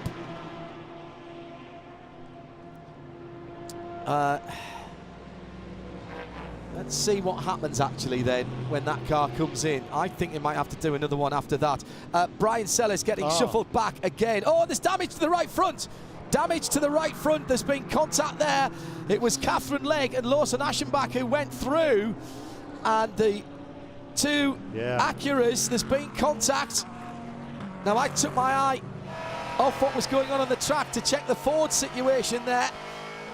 And with 57 minutes to go, that's big drama for the championship leader in GTD. Not the first time I've said that this weekend. A flapping piece of bodywork just over the top of the right front Continental tyre. Now, what do? I reckon you bring that car in. The championship leader, you bring that car in and make sure nothing's rubbing. It's the wheel arch liner. It's rubbing. And it was the 86 car, Catherine Legg, that made contact with the 48, and it's under review. I think you've got to bring that car in, Jeremy. You can't risk that puncturing the tyre and sending the car off the track. Yeah, I agree. I mean, they're now at the back of the pack. Ford 66 is in. We'll check that in a moment. Coming down across the start-finish line. Well, okay. Down in towards turn 1. Catherine Legg down the inside. Oh, she's right there. She is right there. Bump and run. And nice little run from Lawson Aschenbach. That was a cheeky little Xfinity move there, but she was right along the onside. Was that all the damage caused by that one impact Yes. there? Yeah. I'm not sure about that. Yeah, side-by-side contact. Yeah, I mean, she was right there alongside him from what we saw then. I think there must have been something before that. No, absolutely not. All right. Brian Sellers into the pit lane. The other significant move is number 25 BMW has got past Lawrence Van Toor. So Alexander Sims now up into third position. So it's BMW's first and third. Well, the guys at Paul Miller Racing must have been listening. They're taking no chances, Shea Adam, and the GTD leading car is in the pit lane for remedial work. They're putting fuel and scrubbed Continental tires onto this 48 Paul Miller Racing Lamborghini. The 96 Turner BMW has also come in for a splash. They might be able to go from here. The right-hand mirror is missing on the Lamborghini as well. The fueling is done, and they send Brian Sellers back out. Also of note, the 58 Wright Motorsport Porsche has been in. They did a driver change, so it's Pat Long back in that car, and that will be going to the end as well. We are within the window, and we are starting to get a lot of pit callers. The leader is in. There will be no further action between the 86 and the 48, so the Acura and the Lamborghini, NFA from Race Control. The BMW is in. They are doing 4 tires and fuel, as well as a driver change. John Edwards back in. Jesse Krohn is out on the number 24 BMW. For the number 912 Porsche, they are also doing fuel and tires. It's still going to be Larry in the car to the end of the race, so Mr. Vanshore getting a more opportunity to drive around Virginia International Raceway, a track that he chose to come to this year. And the 912 beats out the 24 easily. That's a huge advantage for the Porsche off of the pit stops. A great stop, and we're expecting the Corvette to come in this time by. Well, I think that's a great call by Paul Miller Racing. Twofold. One, you get rid of the potential for damage on the right front of that car and a potential tyre problem. Second, it hasn't actually cost them anything, Jeremy, because they've just made their last pit stop first. Correct. Yeah, so that was that everybody now is just making their pit stops at the right time. But it did has cost them quite a bit of ground before that, of course, before limping that car around. Here's a 67, by the way, has gone through and into 7th position in GT Le Mans, has cleared Nick Tandy's stricken car, the 911, which is not going any further. And immediately that's happened, Ryan Briscoe's brought the 67 in along pit lane and gone straight behind the wall. So exactly as we thought from Chip Ganassi Ford Racing, and smart racer's brain there, Shea Adam, from everybody concerned. And also of note, when the 66 came in, they only did the 2 tires, and we are expecting both of the Corvettes to come in line astern. We had Jerome Bleekemolen reinstalled into the 33 Mercedes with fuel and tires, as well as Dominic Baumann back into the 14 Lexus. But beating both of those cars out was the car that came in before any other GTD car with a suspected engine issue. That's the 93 MSR Acura. They leave ahead of 2 championship rivals. Okay, thank you very much, Adam, for that Continental Tire pit lane report. 53 minutes to go now, and here's our Cadillac race update. Jan Magnussen leads for Chevy Corvette, but has still to do his last pit stop. Last twice we've been here, Jan Magnussen and Antonio Garcia have stood on the top step of the podium. In 2nd position, Alexander Sims is 2 seconds further back, then a big gap back, 43 seconds back to Dirk Muller in the 66 Ford in 3rd position. But they've made their pit stop, remember. Van Toor made his pit stop as well. The 86 has just come in. That's Catherine Legg. Should be the left-hand side, furthest away from you, Shea, that may have damage. The left front? Yeah. Yes. Yeah, there is a little bit of damage. Nothing too severe, nothing that would interrupt the handling of the car. The intake that goes by the left rear wheel and into the left rear brake has a bit of damage on it. There's actually a hole that's been punched in the carbon fiber. Maybe that's where the wing mirror went. I bet if you dig far enough back in there, you find something shiny and reflective off of the Lamborghini. But a full service for the number 86, Catherine Legg, staying in the car to the end of the race, so they are not putting back Super Mario, and the car has been sent. We wait now as the number 3 Chevy Corvette comes in from the lead of the race. For this car, it will be fuel and tires, and it might just be the King of Spain getting back behind the wheel.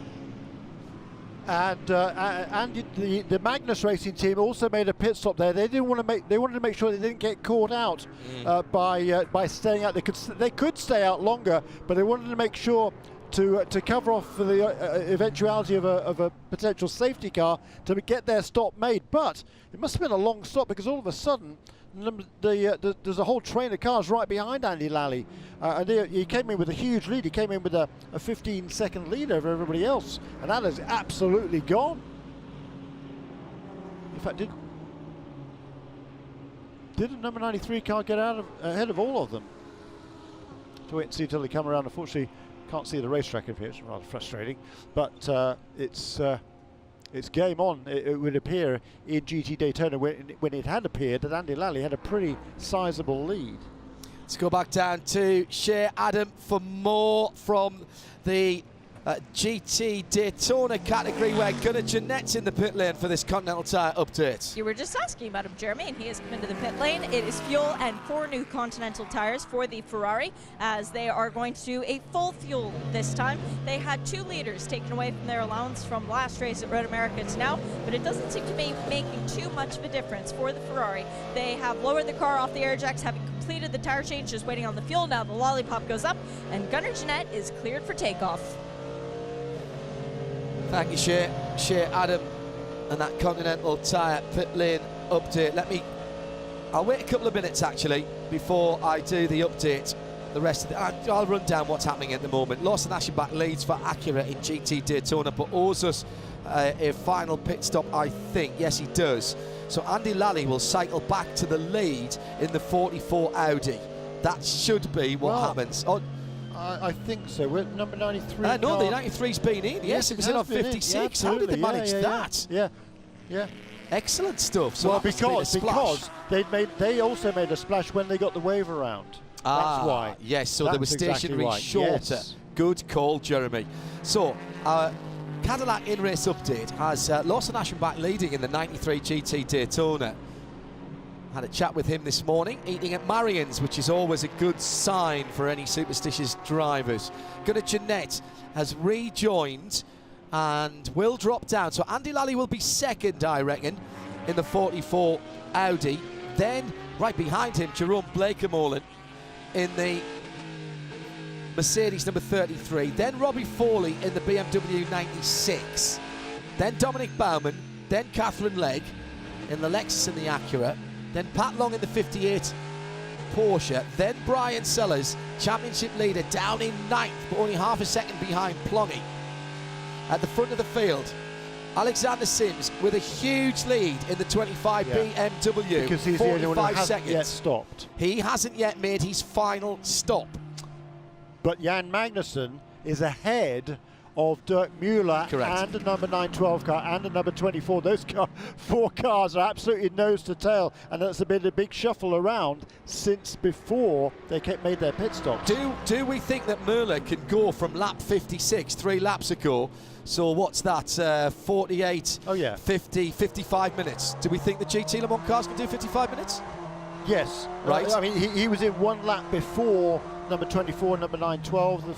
But Magnussen was 3 after him. He did, indeed. So he just came in last time around. And Alexander Sims here, he was last in at the end of lap number 42, which is 18 laps ago. So he's probably got another 12 or 13 laps to go at the very least, which is going to mean he needs barely a splash of fuel. And if this goes green all the way through, he might be able to get that turned around. It's 21 seconds to run down the pit lane. He's got 44 seconds on the field. Now, how soon before he comes in for his final pit stop? He doesn't want any kind of safety car. He did a 45.9 last time around. He's on older tyres, 44.1 from Jan Magnussen. I think it might be time to come in. They might be losing the opportunity to turn him around and get him out. Well, the thing about that is, if there's a full course caution, he'll go to the whole back of the pack. Yeah, exactly. Whereas now, has he got enough time? I mean, he's turning slower lap times than the car behind him. I think you've got to get him in. Losing ground. Yeah. I think you've got to get him in. Now, in fairness, he's just gone through a line of GT Daytonas. which the other guys will have to do. Now it's down to 43.5 seconds. Heck of a battle going on between Magnussen, Muller, Van Turk and Krohn, by the way. Right. That might be the saving grace for the BMW of Alexander Sims, that they start tripping over each other and slowing each other down. What a run and what strategy for MSR and the Acura team with the number 93 car, as you're listening to live coverage of the Michelin GT Challenge at VIR for the WeatherTech Championship. This is fascinating, isn't it? It really is. Yeah, Lawson Aschenbach, that was a great pit stop, great strategy there by the Michelin Racing team. They got an Acura out in the lead of the race, and he's actually extended his lead a little bit over the last couple of laps over Andy Lally, who's got his mirrors full of Blakemole and Baumann, who just got past Robbie Foley, by the way. Lexus ahead of BMW on that last lap. Catherine Legg is now tacked on to the tail end of the lead of that leading bunch as well. Well, the second place bunch. This is IMSA Radio and IMSA TV together, side by side action going through out of turn 2 into turn 3 for the 24 Jesse Krohn BMW, and Lawrence Van Toor just ahead of him is in 4th position. Jesse Krohn in the BMW in 5th. Just ahead of them, Dirk Muller about a second further up through the S's, and Jan Magnussen's 3/4 of a second there. The 3 Corvettes, the 66 Ford, the 912 Porsche and the 24 BMW separated by under 2 seconds. Those 4 cars, not 2 seconds between each of them, 2 seconds between the 1st and the 4th of them. Whoops. Absolutely unbelievable stuff. Heading into Oak Tree then. And Lawrence Van Toor loving this track, loving the challenge that the American circuits pose to the European driver. Talking to me down at Leith Porsche at Carey on Thursday night, telling the fans there he chose to be in this championship. He's under pressure now. He wanted to come to the States and race the full year in the IMSA WeatherTech Championship because he wanted the challenge of the American circuits. He wanted the challenge of tracks where if you put a wheel off, you're going to lose time. You might spin the car, you might even hit the barriers. The wide open runoff spaces he described as like a car park, and taking the drama, the danger and the courage out of the driver's lexicon. And at the moment he's having to deal with the 24 behind him of Jesse Krohn through turn 1 again for this battling pair. 2 very different cars. Flat 6 Porsche, engine moved forward a couple of years ago to exploit the aerodynamic rules that allow the bigger diffusers under the rear of the car. Little puff of smoke there from the Porsche. Now, was that just a Michelin tyre catching the bodywork? Remember, the 911 of Nick Tandy expired going up through the S's, and a little puff of smoke from the left-hand rear of the Porsche. The exhaust are right in the middle of that car. That's something to keep an eye on. The BMW behind with the engine right up front. Just wasn't it that side of the car that got a little clip earlier on? It was the right side, I think, that was clipped by the Corvette of Tom Milner earlier on. Alexander Sims leading 43.2 last time around. So once he cleared the traffic, Jeremy, he's lapping roughly the same. In fact, was a little quicker that time around than Jan Magnussen, who's yet to come across the line. So let's see what it was. It was 42 seconds, the gap between Sims and Magnussen. Round about a pit stop. It would be very, very close indeed. And Sims in clear air, going very quickly indeed through Sector 1. Indeed, his fastest Sector 1 of the race. Yeah, he's got clear of that traffic now. Yeah, it's and 42 seconds again, so he's holding that. Yep. So at the moment, that's okay, but they're playing Russian roulette with a safety car.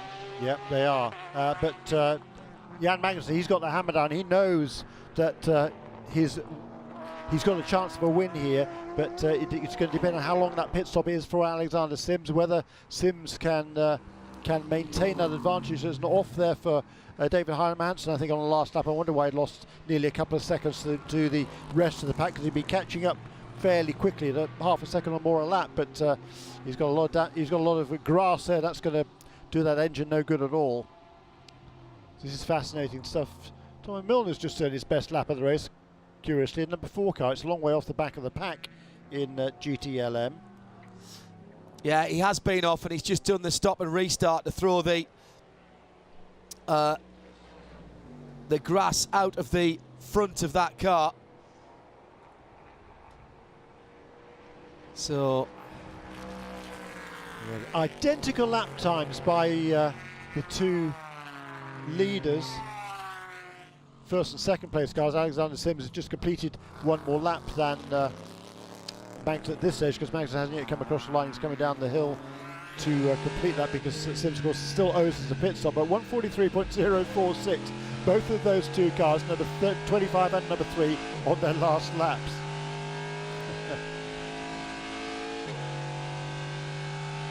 Really good stuff. Here is on board with Jan Magnussen. 45 over on that lap. He lost a couple of seconds on that lap. I'm not quite sure why. Was he passing traffic? Maybe he's didn't see any traffic. All of a sudden that gap now is 43.9 seconds, so it went out by 2 seconds, and Dirk Müller is a little bit closer behind him, and right behind Dirk Müller is the Jesse Krohn BMW, who's got past Lawrence Vantour. Just want to put something right that we were talking about in the Michelin Countdown to Green. The Corvette in second place at the moment, and Corvette looking for their 100th win in North America. I think we might have said in the USA. Yes, that was my thought. I thought about that as soon as I said it. That's all right. They've had 107 wins, of which 8 have been at Le Mans, an extraordinary win ratio at Le Mans, by the way. Almost 50% of their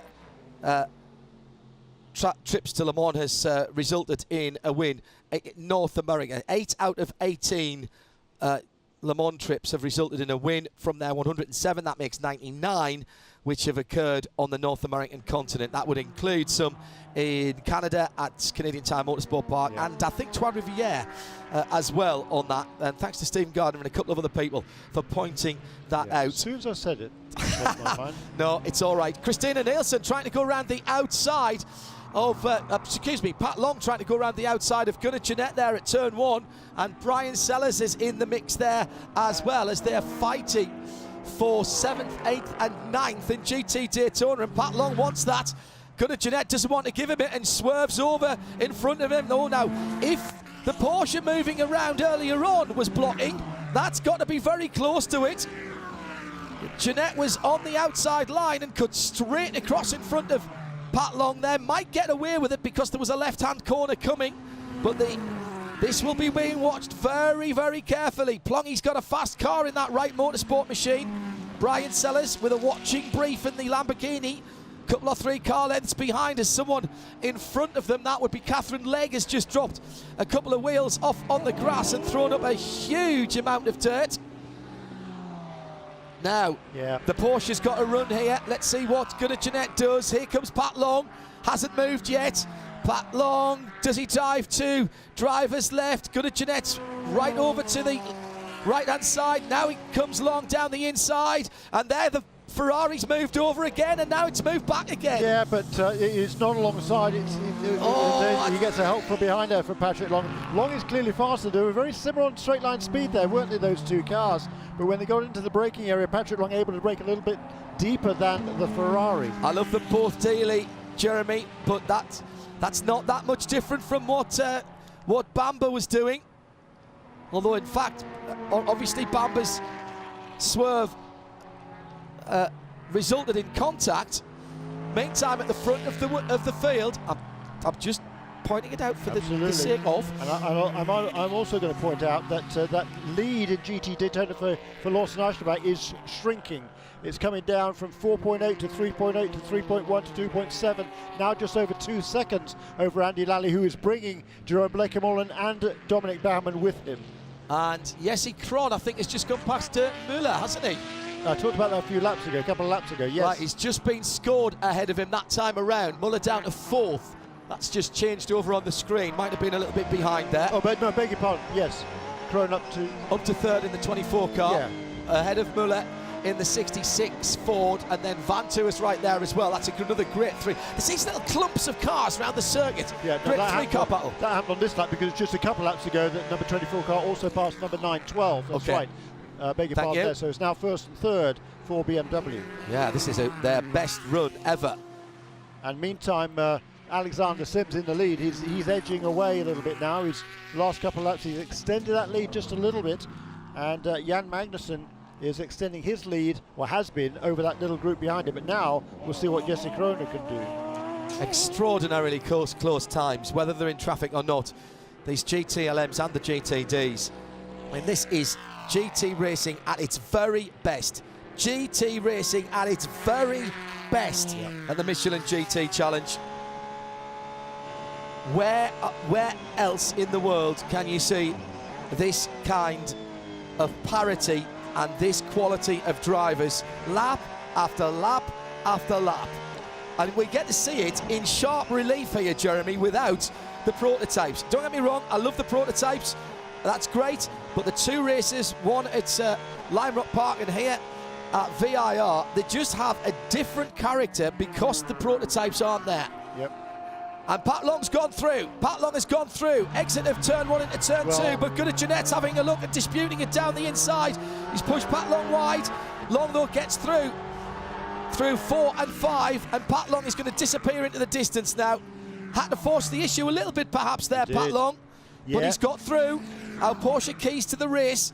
If you're going to pass, make it count. And Pat Long has done that in the Wright Motorsports number 58 car. And now Brian Sellers has the not inconsiderable task, Jeremy Shaw, of getting past Gunnar Jeanette and trying to get 7th position away from him. Yeah, we need to switch actually now to the, or very shortly, to the lead in GT Daytona, because that gap is shrinking again, just 1.3 seconds now. Each of the last 2 laps has been more than half a second that Lally has pulled in on Lawson Aschenbach. Here is Andy Lally heading into the roller coaster, and there, right in front of him now, is the Acura of Lawson Aschenbach. Actually, he's pushing hard. Well, they're all pushing hard at this stage in the game, and on this particular lap, Andy's just edged out a little bit over Jerome Blekemolen.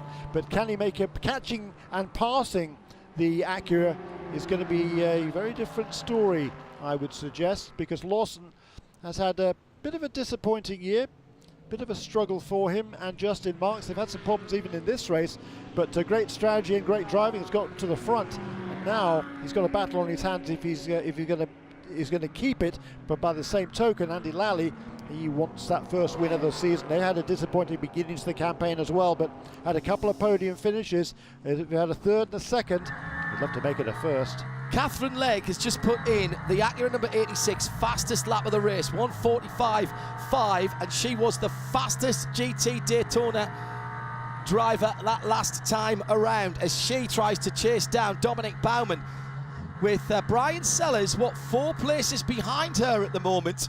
There's an opportunity to close down that 18-point gap between herself, Madison Snow, and Brian Sellers in the 48 car. Brian Sellers got to be careful here in that Lamborghini.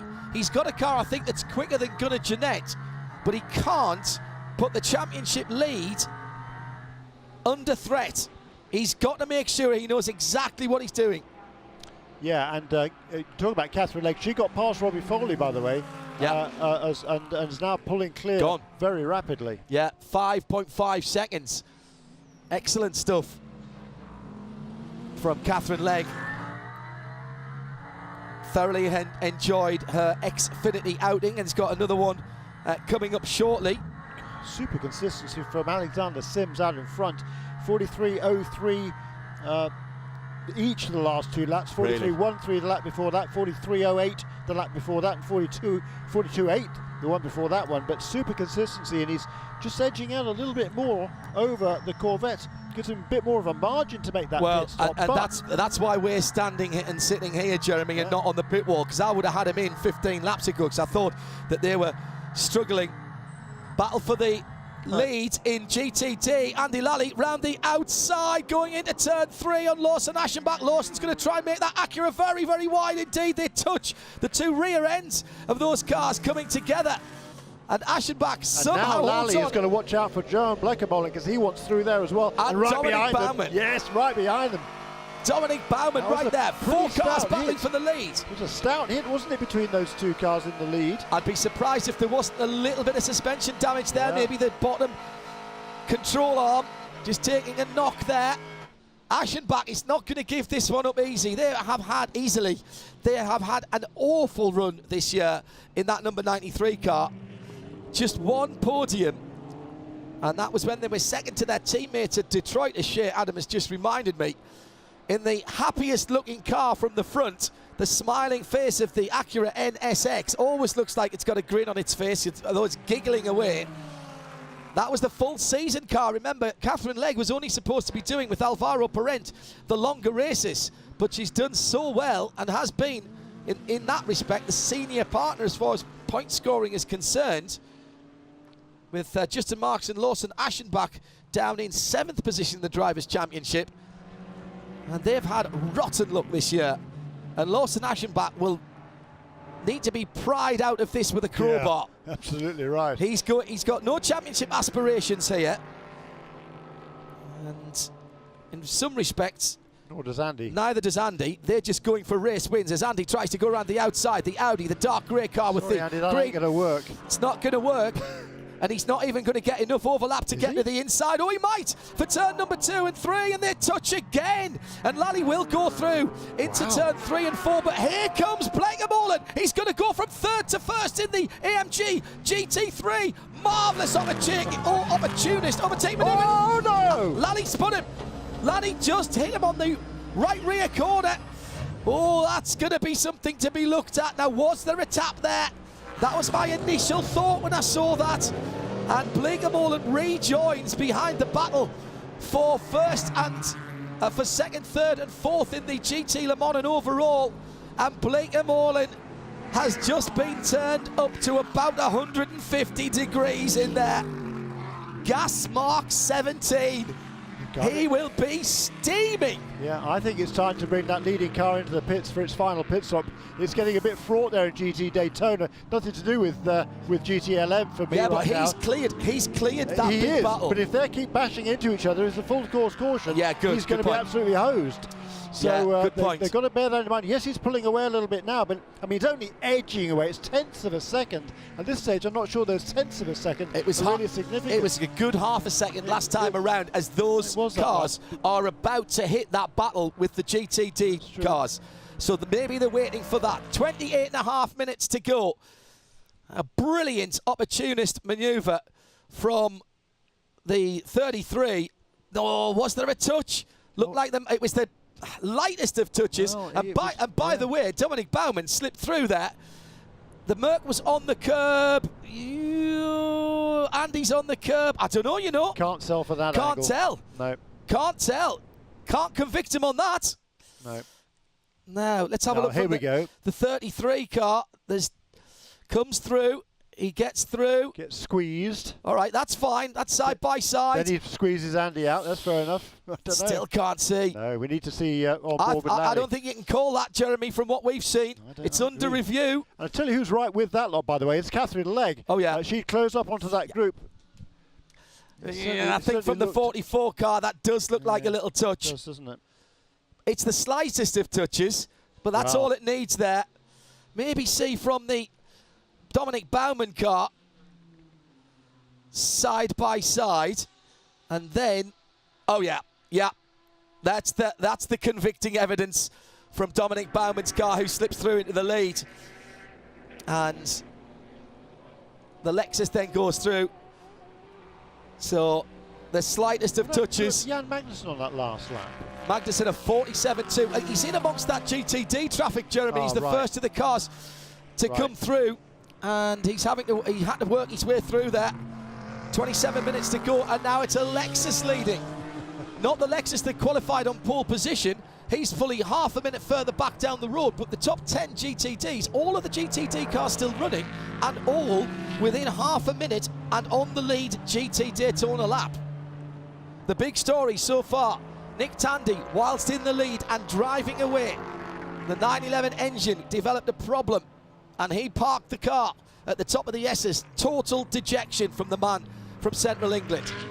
Ryan Briscoe had problems in the 67. Before that, the championship leading Ford with a clutch problem went behind the wall. That looked like day over, but they got the car back out to do 12 more laps to get it past the Porsche and then put that car behind the wall. So 7th and 8th will be Ryan Briscoe and Nick Tandy, or should I say the 67 Ford and the 911 Porsche. And I've just figured out why the BMW is staying out. It's because that team knew that Jan Magnussen was going to come up behind that train of GT cars. Yes, absolutely. So therefore they didn't want. Exactly, knew he was going to get held massively. Up. Yeah. 52 seconds now. 52 seconds. And as soon as Magnussen gets past that traffic, I reckon the BMW comes in with 25 minutes to go. I think now they can get in, do a relatively leisurely stop and possibly even put a new set of Michelins on to get that car out and still out in front of Jan Magnussen. Shea Adam is down by Rahal Letterman Lanigan BMW. They're not standing on the wall yet, John. They don't even have the number 25 lollipop in hand to dangle, but they do have 4 brand new Michelin tires resting gently on the wall. And all the crew guys are sitting on the wall as well, fully helmeted, but the goggles aren't down yet, so we're not quite yet at go time. Okay, Shea, thank you. Thank you very much indeed. The sights and sounds of VIR, always spectacular, always beautiful, sometimes in a rather brutal way, but the race cars tearing through this beautiful countryside. There's a lovely counterpoint, isn't there, between the quiet rolling hills and the verdant scenery and these loud monsters cutting through them at 150, 160 miles an hour. And at the moment, the man at the head of the field, Alexander Sims, is controlling this race for the front. 53 seconds the lead now. One stop still for that car. Everybody else stopped a long time ago. Already getting on for, 15 laps ago. 44, Andy Lally has been convicted. And he will lose second place. Oh! Well, I guess. And then lead us in. Let's go to Shea Adam. This is the race right here. RLL under pressure. How will they cope with it? Shea Adam.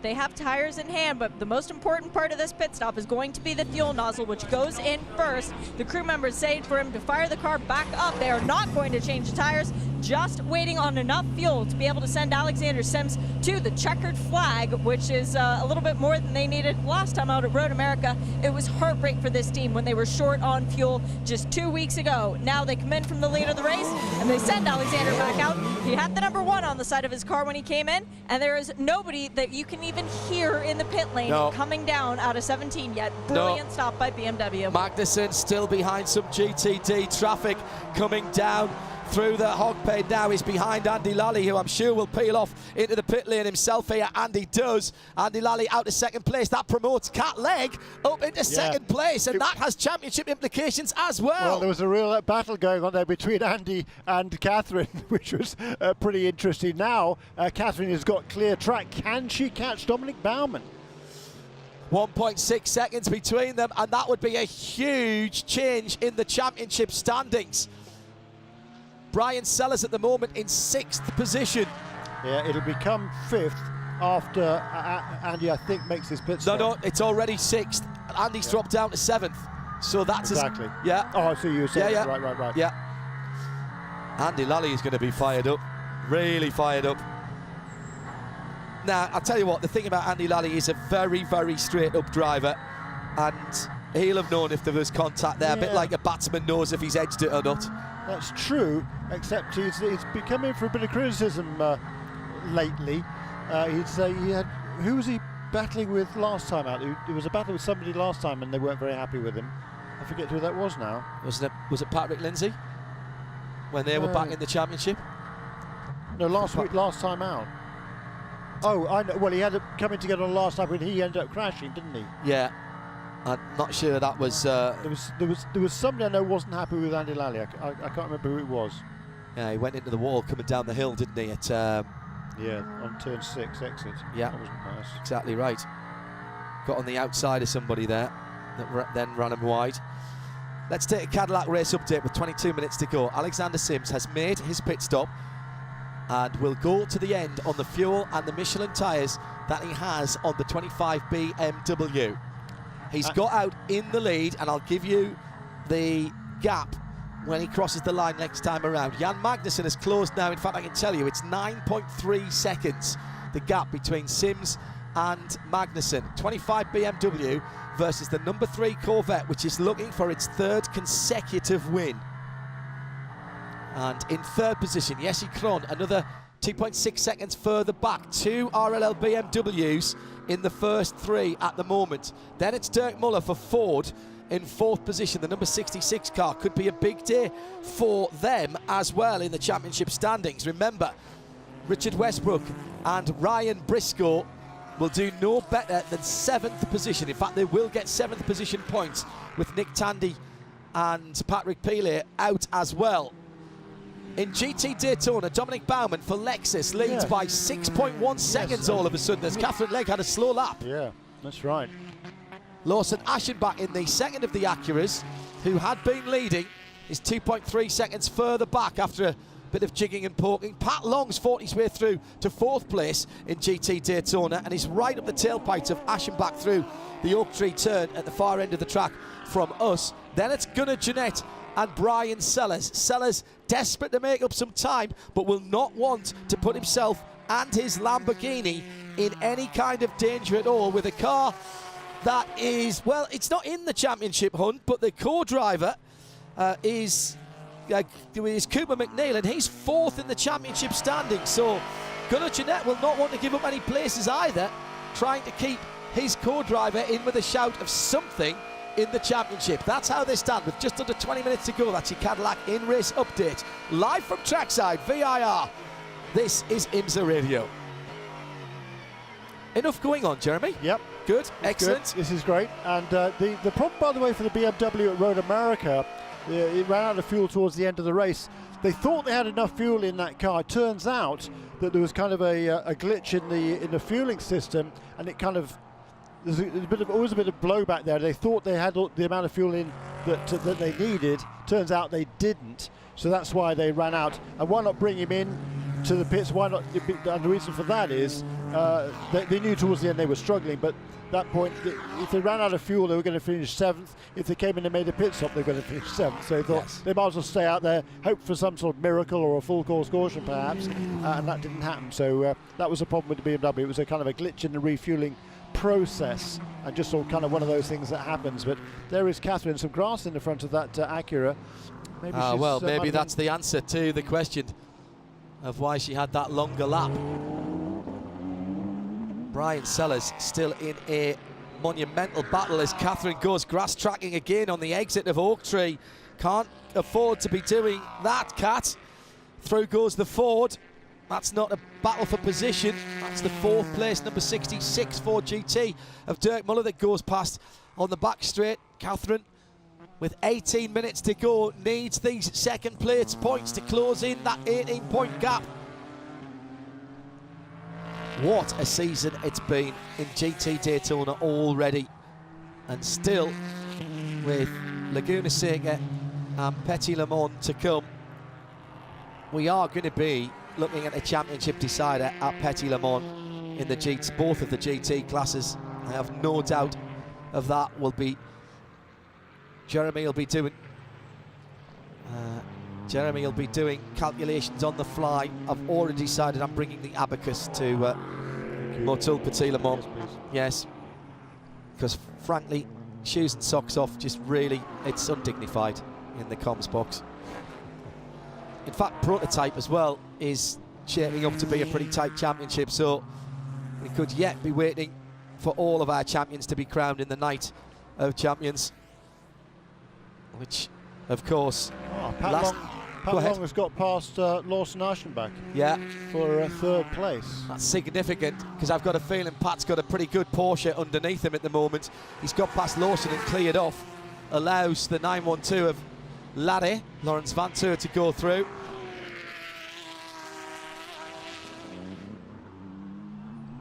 Alexander Sims controlling things at the front of the field. just under 9 seconds. It was just over 9 seconds when he came out the pits, but there's only 16 3/4 minutes to go. Pat Long on the move then for Wright Motorsports. Teammate Christina Nielsen did a brilliant middle stint, kept the car right in amongst the fight. Catherine Legg going down the back straight is the next target for Pat Long. And Catherine just going a little bit wide, a couple of laps or 3 ago, and putting the Continental tyres onto the dirt. It's dried up out there now, but it's still a wild ride, Jeremy. What you've got to worry about is when you come back on there, if there's a little ledge to get back onto the hard standing, that can do damage to the inside wall of the Continental tyre. That's very true, and I think she's had a couple of minor offs. I don't really call that a major off, I call that a minor off over the last couple of laps. I would be slightly worried about the grass in the intakes though. Car's mid-engined, but there'll be coolers at the front end of the car, whether it's an oil cooler, brake cooling ducts or whatever.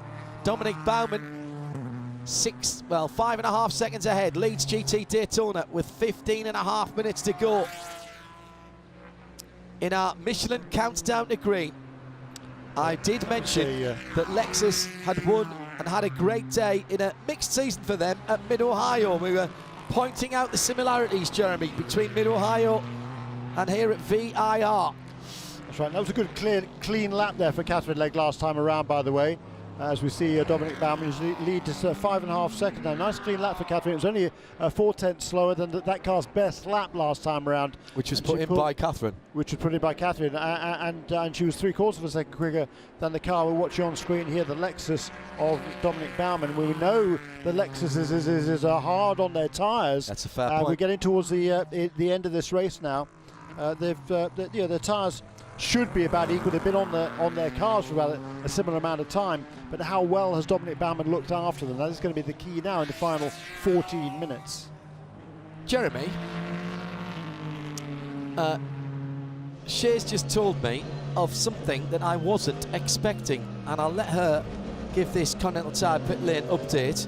And I'm just going to throw this out here about what happened a couple of weeks ago in terms of fuel consumption. Shay, Adam. You already know where I'm on my way to now, John. That would be the GTD leader, because the 96 Turner Motorsports BMW, we were not expecting to see down the pit lane again. They just came in for a splash of fuel. You were rubbing your chin even as you said that. They shouldn't need it. No, thank you, Shay. They'd already fallen to the back of the pack, unfortunately. Robbie Foley was running as high as 5th, but he's back to 10th even before making this pit stop. Well, is that precautionary? It was only a splash of fuel, and off has gone the... Oh, no, that's the 15. It's Jack Hawksworth, having just come out of the first corner, and he's put the car on the grass. He's been off a couple of times. Yes, he has. It's uncharacteristic for him. Again, you know, the end of the race, the back end of the car using up its tyres, and once again on that last 2 laps, Catherine Legg has pulled in the better part of 3/4 of a second over the leading Lexus of Dominic Baumann. Dominic Baumann may just be soft pedalling that throttle to try and stop the rear tyres spinning up on that Lexus. Once tyres start to go, you'll feel it straight away. Temperature's been warm right the way through the race, and none of the rain that the pessimists were suggesting, even as late as this morning, with 12 minutes to go. And side-by-side contact at the top of the hill at the roller coaster between the number 93 of Lawson Aschenbach and Gunnar Jeanette. And Jerome Blakemolen down in 6th position. Has he got past Brian Sellers? Yes, he has. He has, and he's, yes. So that's bad news. That's bad news. The number 63 car, Gunnar Jeanette, has also got past Lawson Aschenbach on the last lap as well. Correct. So all sorts of shuffling going on. And now that was at the top of the hill. The gap from first to second in GTD is now only 3.8 seconds. Shea Adam has been to speak to 3GT, and John Gentilozzi, the man at the top, says what about the leading car in GT Daytona? He says they are comfortable with their fuel. Okay. Yeah, they're comfortable with the fuel. It's the tyres they need to be worried about, or are worried about, I should say. 93 dropping pace for Lawson Aschenbach. So whatever that was ailing that car earlier on. Brian Sellers has got back past Jerome Blakemole that last lap. So now he's up into 5th. Well, that's good news for the championship leader. At the front of the field, the gap is just gently coming down. Was 9.2, dropped to the mid-8s, now 8 flat last time around. As Alexander Sims comes through, 43.6 last time around against 43.2 for Jan Magnussen. Oh, 44.1 for Sims this time around. Now, what has Jan Magnussen had to do? Here he comes. Magnussen is under pressure from Jesse Krohn. So that's why Magnussen's picking up his pace, Jeremy. 44.6 from Magnussen. Jesse Krohn, the fastest of the top 3 cars, at a 43.3. Yeah, and all of a sudden that gap has come down. It was around about 2.5 seconds for several laps, and just over the last couple of laps, it's come down to just a few car lengths between 2nd and 3rd. Magnussen all of a sudden lost a bit of his lap time on the last lap was a 44.6. Correct. He'd been actually closing in a little bit on the race leader, but that all went away on that last lap. And it's gone back out to 8.5 seconds, as Jeremy mentioned, but it's only half a second between Krohn and Magnussen. Who has left, and Krohn, by the way, has left Dirk Müller. Left him in the dust. So the hopes of Ford coming in here with a stunning pole position at a racetrack they've not stood on the top step of the podium have turned to dust here in Virginia. And it looks at this stage as though the 2 strongest cars on the track are those of Rahal, Letterman, Lanigan. Bobby Rahal not here this weekend. Yeah. It wouldn't be the first time that a team didn't have the boss there and got the job done. That happens, Bobby will be banned from the rest of the races. Racing teams are very superstitious. Shout out for Pat Long as well, Jeremy. He's only a further 4 seconds back. I was just going to say that. Flying. He's flying, yeah. He was by far the quickest car in GT Daytona on that last lap. Pat Long only 4 seconds behind Catherine Legg, took 1.2 seconds out of her. Bauman steadying the ship a little bit, 4 seconds between himself, so 8 seconds between the top 3. Gunnar Jeanette is dropping away a little bit. Brian Sellers still has not been able to get back past, and in fact has dropped away from Gunnar Jeanette. And he's got Jerome Blakemole breathing down his neck again. That was a much better lap there from Jan Magnussen. He must have made a mistake on the previous lap, I think, but right down now into the low 43s, 43.3 for Magnussen, the 43.2 for Jesse Krohn. Well, it's the battle of the Scandinavians, isn't it, at the moment, with just under 9 minutes to go. Here's our Cadillac in-race update. Dominic Baumann leads GTD for the number 18, the blue Lexus, by just 2.5 seconds from second in the championship, second in this race, the 86 Acura, that's the grey Acura of Catherine Legg. And in 3rd position, it's Pat Long. Oh, now, was there a bump and run there? That was Andy Lally again, who was on the scene. No, that was just a complete outbreaking manoeuvre by Jack Hawksmith. Andy Lally actually just driving out the way and saying, there you go, Jack, if you think you can make that, on you go at turn 1 a few laps ago. He wasn't even close to going into the corner. Not quite sure how he managed to do that. But look, here's Lally going past Aschenbach between turns 3 and 4. Yep. And I think Legg, Aschenbach's struggling with tyres. I do. Legg is now just 2.5 seconds behind Baumann. So let's get this Cadillac update done. 14 Lexus by 2.5 seconds from Catherine Legg in the 86. Then the red and white Porsche is 4 seconds further back. Gunnar Jeanette 11 seconds back in the WeatherTech Ferrari. At the front of the field, Sims by now only 7 seconds. Yeah, I think they're Magnussen. managing it. I agree. 25 from 5. White BMW from yellow Corvette number 3, from black Corvette, black BMW number 24, 3/4 of a second, and then the long gap back to the Ford. That's the battle. 1st, 2nd and 3rd still within 8 seconds in GT Le Mans. 1st, 2nd and 3rd in GT Daytona within 4 seconds now. Check, that's 5 seconds as Pat Long is closing in on Catherine Legg, who's closing in on Dominic Baumann. A grandstand finish in the IMSA WeatherTech SportsCar Championship.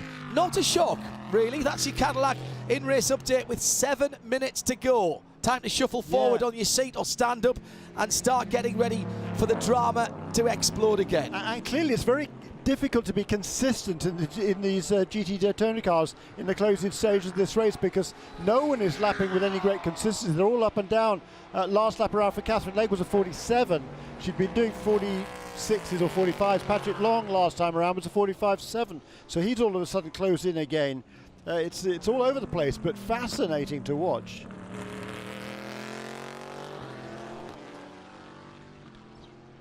And I think you mentioned, didn't you, that the Jerome Blekemon has got back ahead of Brian Sellers again. That battle continuing. In fact, he's actually edged away a little bit now.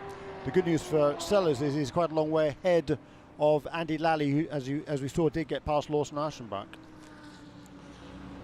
Well, Jeremy, it's happening again. The Michelin GT Challenge here at VIR. Just over 5 minutes to go. Call it 6. Depends when the leader goes across the line. And everybody at Rahal Letterman Lanigan will have their fingers crossed. Robbed of a victory by, what, a couple of laps at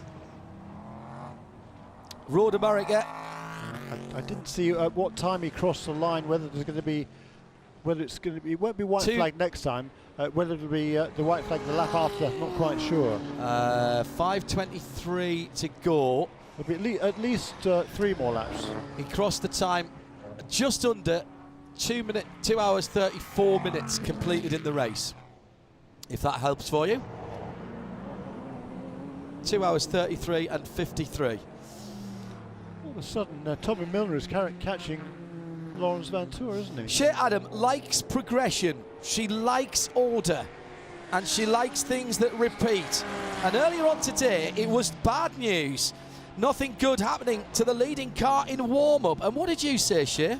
I said that traditionally in the IMSA WeatherTech SportsCar Championship, yes, I like patterns. When a car catches fire, either in warm-up or in testing before the race, it tends to go on and win. You want to see our last example was the 48 Paul Miller Racing Lamborghini, which had a little bit of fire coming from it in practice 1. It went on to win the GTD class at Lime Rock. We've had 2 Corvettes go up in flames at Daytona International Speedway and then go on to win the 24 Hours of Daytona. And that BMW that's leading right now, there were spits of flame coming from it this morning. Yeah, black smoke, definitely. Looked like somebody had put the lid down on him, lifted the lid on a barbecue at one stage and left the sausages in a bit too long.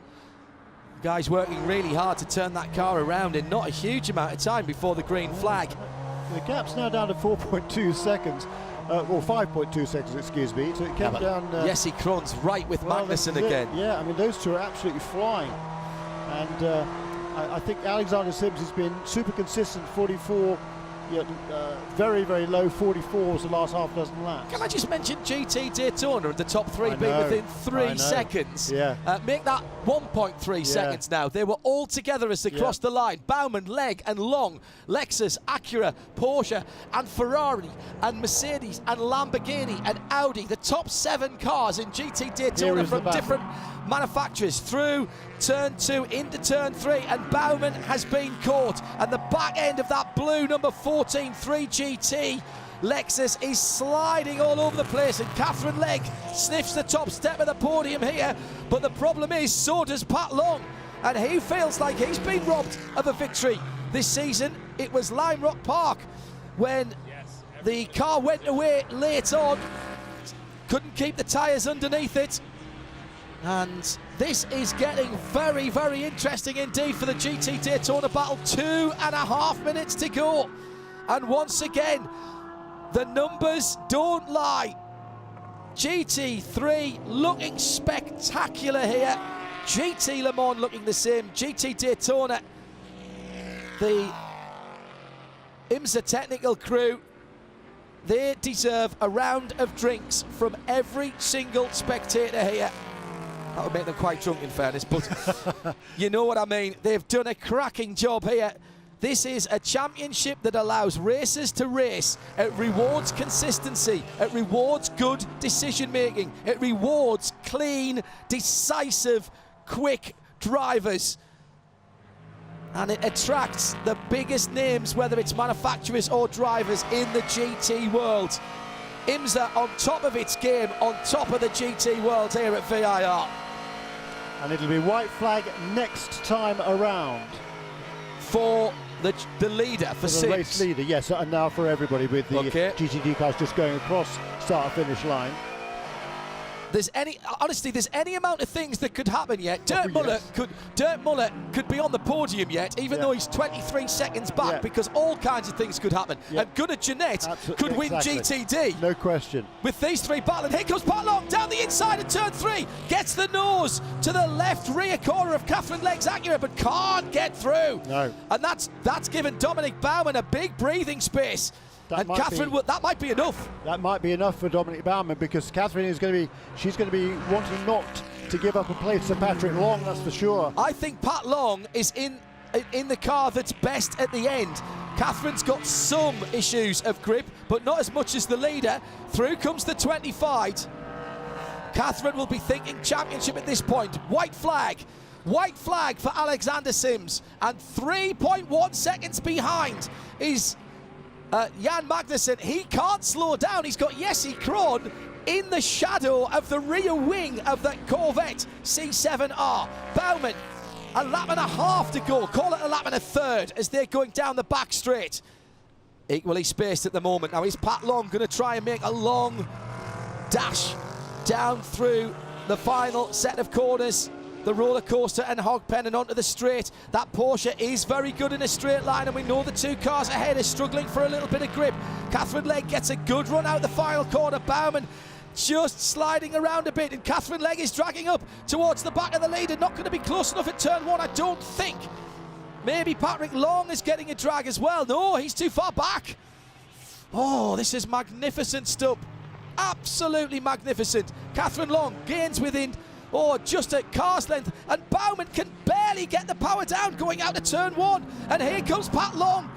The two cars ahead clearly struggling through the slower bits, and Long's right there again. They're back together, and again Long goes to the left-hand side. Again, Catherine blocks to the inside. That's all right. Little love tap from Patrick on the back of the Acura, same place as last time around. This is not over, Jeremy. This is not over, and Gunnar Jeanette might yet win this. This could end up in a pile of carbon fibre. Well, actually, Jerome Blekemolen could lead it, could win it too, because he's right behind the WeatherTech Ferrari. Three cars absolutely line astern. Meantime, at the checkered flag, Alexander Sims has won the GT LM class. The Michelin GT Challenge here at VIR. The 25 BMW takes its first IMSA WeatherTech win from Jan Magnussen, a second further back. But the battle between the GTDs is still on. Catherine Legg down the inside. Catherine side by side with the Lexus. Nose to head before the braking area. Patrick Long sitting watching this. He's got the grandstand view. Baumann's not going to give this up. He stays to the inside and somehow super late for somebody with no grip on the rear end. Got plenty of grip on the front. Here comes Pat Long down the inside. That's an outstanding manoeuvre by Plongy, and he goes up into second place. Can he hold on to it? He can. And Catherine Legg is eased out of second position at the line, and it's one lap too early for the checkered flag for Plongy, but right on time for Dominic Baumann, who takes Lexus' second win in the championship after their breakout victory at Mid-Ohio earlier on this year. We'll give you the full results in a moment. I'm going for a cold shower and a rub down with frozen halibut oil. Meantime, Shea Adam is down in the pit lane. Connor DeFilippi, it took you a little while, but you got your first win wearing the BMW colors. How does it feel to get it done at VIR? Oh man, this one's special, especially after the way the first beginning of the race went. I mean, it's basically my home race as well. I moved out to Charlotte from California, and this is the closest track to us. So I got to win this year in the M6 over at the Nürburgring, and now to get the first win in the M8 program is really special, and it's just been a big honor to be part of this entire group. Congratulations. Thank you.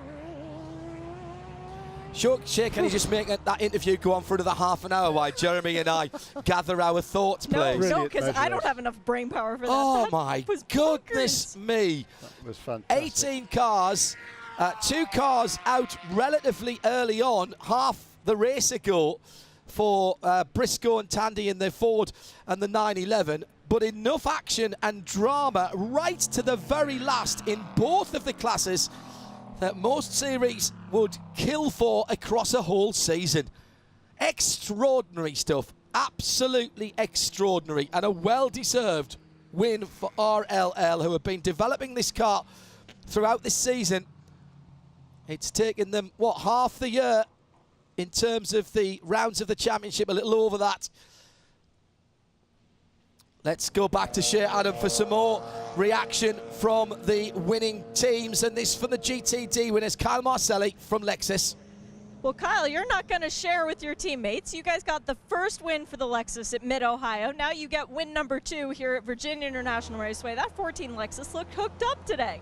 Yeah, you know what? It was not an easy race. The temperatures made it very difficult inside the cockpit of the car. Dominic did a heck of a job to do the double stint at the end. I didn't think it was possible. I was ready to get back in the car, so huge effort by him. The whole team. This is the first win is always the most difficult to get, and it's great to back it up. So huge thanks to 3GT Racing, Lexus Racing USA. It's been a great day. I can't say anything more about the day. Well, now you're going to get to sweat a little bit more. You got to run all the way down for the podium, but congrats. Thanks, Shane. If you have any questions, points arising, observations, start tweeting them now, please, at IMSA Radio, hashtag Michelin PRT. The checkered flag has ended the race, and what a race it was, but now the conversation can begin. Jeremy Shea and I will be answering your questions and trying to make some sense of what we've seen, not just today, but throughout the weekend. Alexander Sims is not giving the checkered flag up anytime soon. He makes sure it's tucked away inside the car. Jeremy Shaw, before we bid farewell to our IMSA TV viewers, let's have a quick update on the championships. Coming in here in GT Le Mans, Westy and Briscoe led the championship by 4 ahead of Garcia and Magnussen, with 5 points further back Joey Hand and Muller. So it was Ford, Corvette, Ford in the GTLM Drivers' Championship. That's exactly right, and the margin remains at 4 points. However, it's now Jan Magnussen and Antonio Garcia who will lead by 4 points over Westbrook and Briscoe. 5 points behind them will be Dirk Mueller and Joey Hand in 3rd position. As far as the manufacturer's concerned, Ford had a handy lead, yep. Some 14 points over a Chevrolet. It's been trimmed by a couple. Right, just a couple. GTD, Sellers and Snow, Brian and Madison, 250 points, had an 18-point lead on Catherine Legg. That's come down. It has, now down to 13. But what a difference. If Catherine had been able to make that pass on that final lap, that would have been absolutely huge for her. Been another 5 points in her favour. Instead, she actually lost a couple, and she lost a position on that final lap, fell down to 3rd place. But just 13 points between Sellers and Snow and Catherine Legg. In the manufacturers, Lamborghini had 257 to Acura's 233. Well, that's going to come down a bit as well. That's going to come down a bit as well, but not by that amount. It's still going to be 20 points or thereabouts.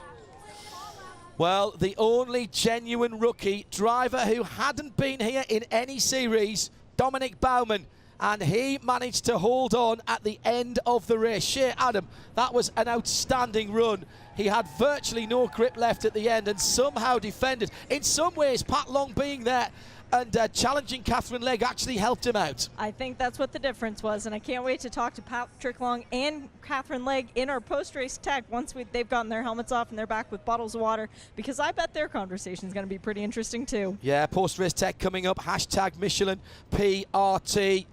For your points arising, questions, observations, whether you're here at the track or further afield. And I'd just say a very quick thank you to Dave Miller and everyone here at VIR for getting us on the PA and 89.9 FM. Once again, Connie Nyme, Home, Kerrigan and all the rest of the team here have put on an outstanding event. Our IMSA crew on site that hook up the IMSA radio gear every week. Tyler, Brian and Ron, brilliant work. And also to our technical crew back in the UK at Mission Control, our main control room under Tim Gray, and up in Charlotte under Keith D'Alessandro for IMSA TV. They have worked exceptionally hard on a very busy weekend. Jeremy, sum that up in a sentence, eh? Imagine if you had to write this one up in 800 words for a... I've got to do it in about 500, I think. That's going to be difficult because it was a tremendous motor race. I mean, just flat-out race from start to finish. Brilliant work by Alexander Sims there and Colin De Filippi. All green. Well, not quite. No, we had one. Yeah, sorry, yeah. But it was a great race, and goodness gracious, I mean, fortunes changed in both categories all the way through that race on a fairly regular basis. Brilliant win for Dominic Baumann there and Kyle Marcelli in GT Daytona as well. They did a super job to hold off Patrick Long and Catherine Legg. What a battle that was over the last few laps. Catherine will be kind of kicking herself there. She had the inside line, she had the preferred line into the roller coaster, but Dominic Baumann just stuffed it in as late as he possibly could and held on. It was a brilliant victory by Baumann there. And Shea Adam, you saw the emotion down there in the pit lane. That means an awful lot to BMW RLL, the team there. It's not only a win in their first year with a brand new car, it's a double podium, and especially for the 24 crew, it's their first podium of the year, their second top 5 finish. A lot of happy faces for BMW tonight, and in quite an unexpected win. They weren't expecting to win when they came here this weekend. Now they leave with 2 cars in the top 3. Fastest lap and 2 fastest sectors for Porsche. Once again, come home empty-handed. Yeah, that's right. And who was on the pole this one? I can't remember now. Who was on pole? Who was on pole? Richard Westbrook. That was Richard Westbrook. Yeah, right. That was my point. Yeah. Ford was on pole. Porsche got fastest race lap. BMW won the race. And Corvette are on the podium. Absolutely brilliant. I mean, just fantastic motor race.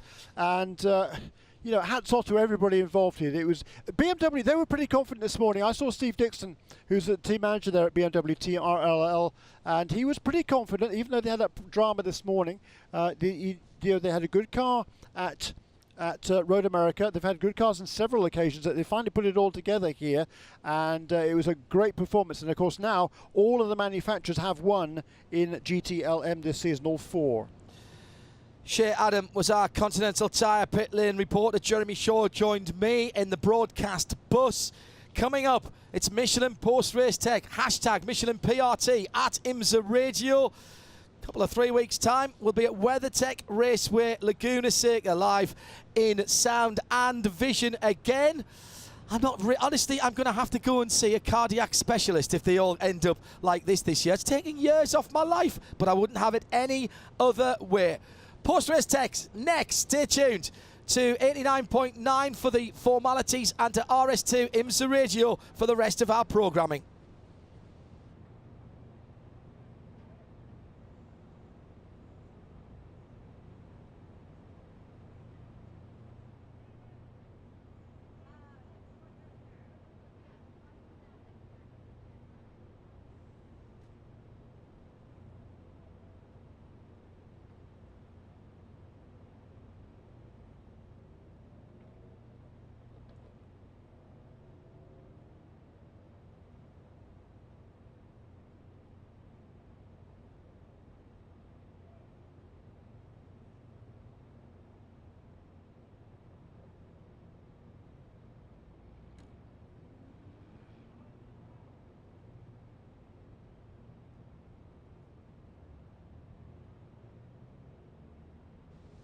There are not words to adequately describe the tension and excitement in the booth and down the pit lane at the end of the Michelin GT Challenge, indeed all the way through the Michelin GT Challenge here at VIR. Jeremy Shaw, John Hindhaugh and Shea Adam for Michelin Post-Race Tech in a race that's been an extraordinary demonstration of GT excellence.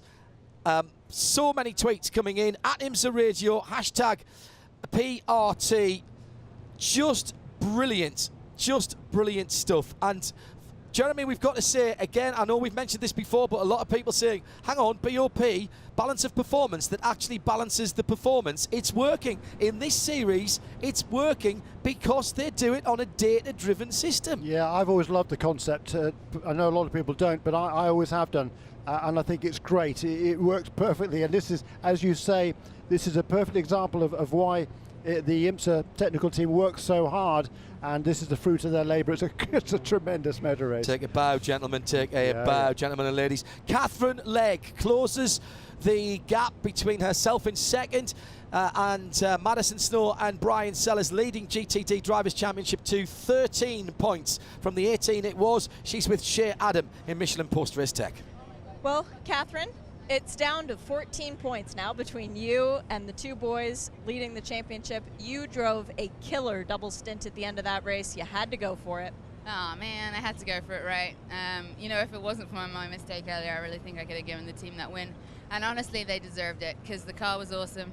Team did a faultless job, and yeah, I missed a gear and Pat got past me as I was fighting Bauman there, and I was just kicking myself then to the finish. But it was that was fun, you know, really, really good fun, and it was fun to have a car that I could somewhat fight with, although we were still struggling a little bit in a straight line. The guys did a really good job to give me a good race car with very little degradation, which is what we were after. So Mario did an awesome job, and I'm happy we're back in it. So you had good grip at the end of that race then? I mean, describe like good grip is maybe an overstatement, but for sure we had better than some others and not as good as some others. So, you know, I tried to look up my tires, but at the end Pat was coming, so he did a monster job. Would you have gotten by Dominic, do you think, if Pat hadn't been behind you?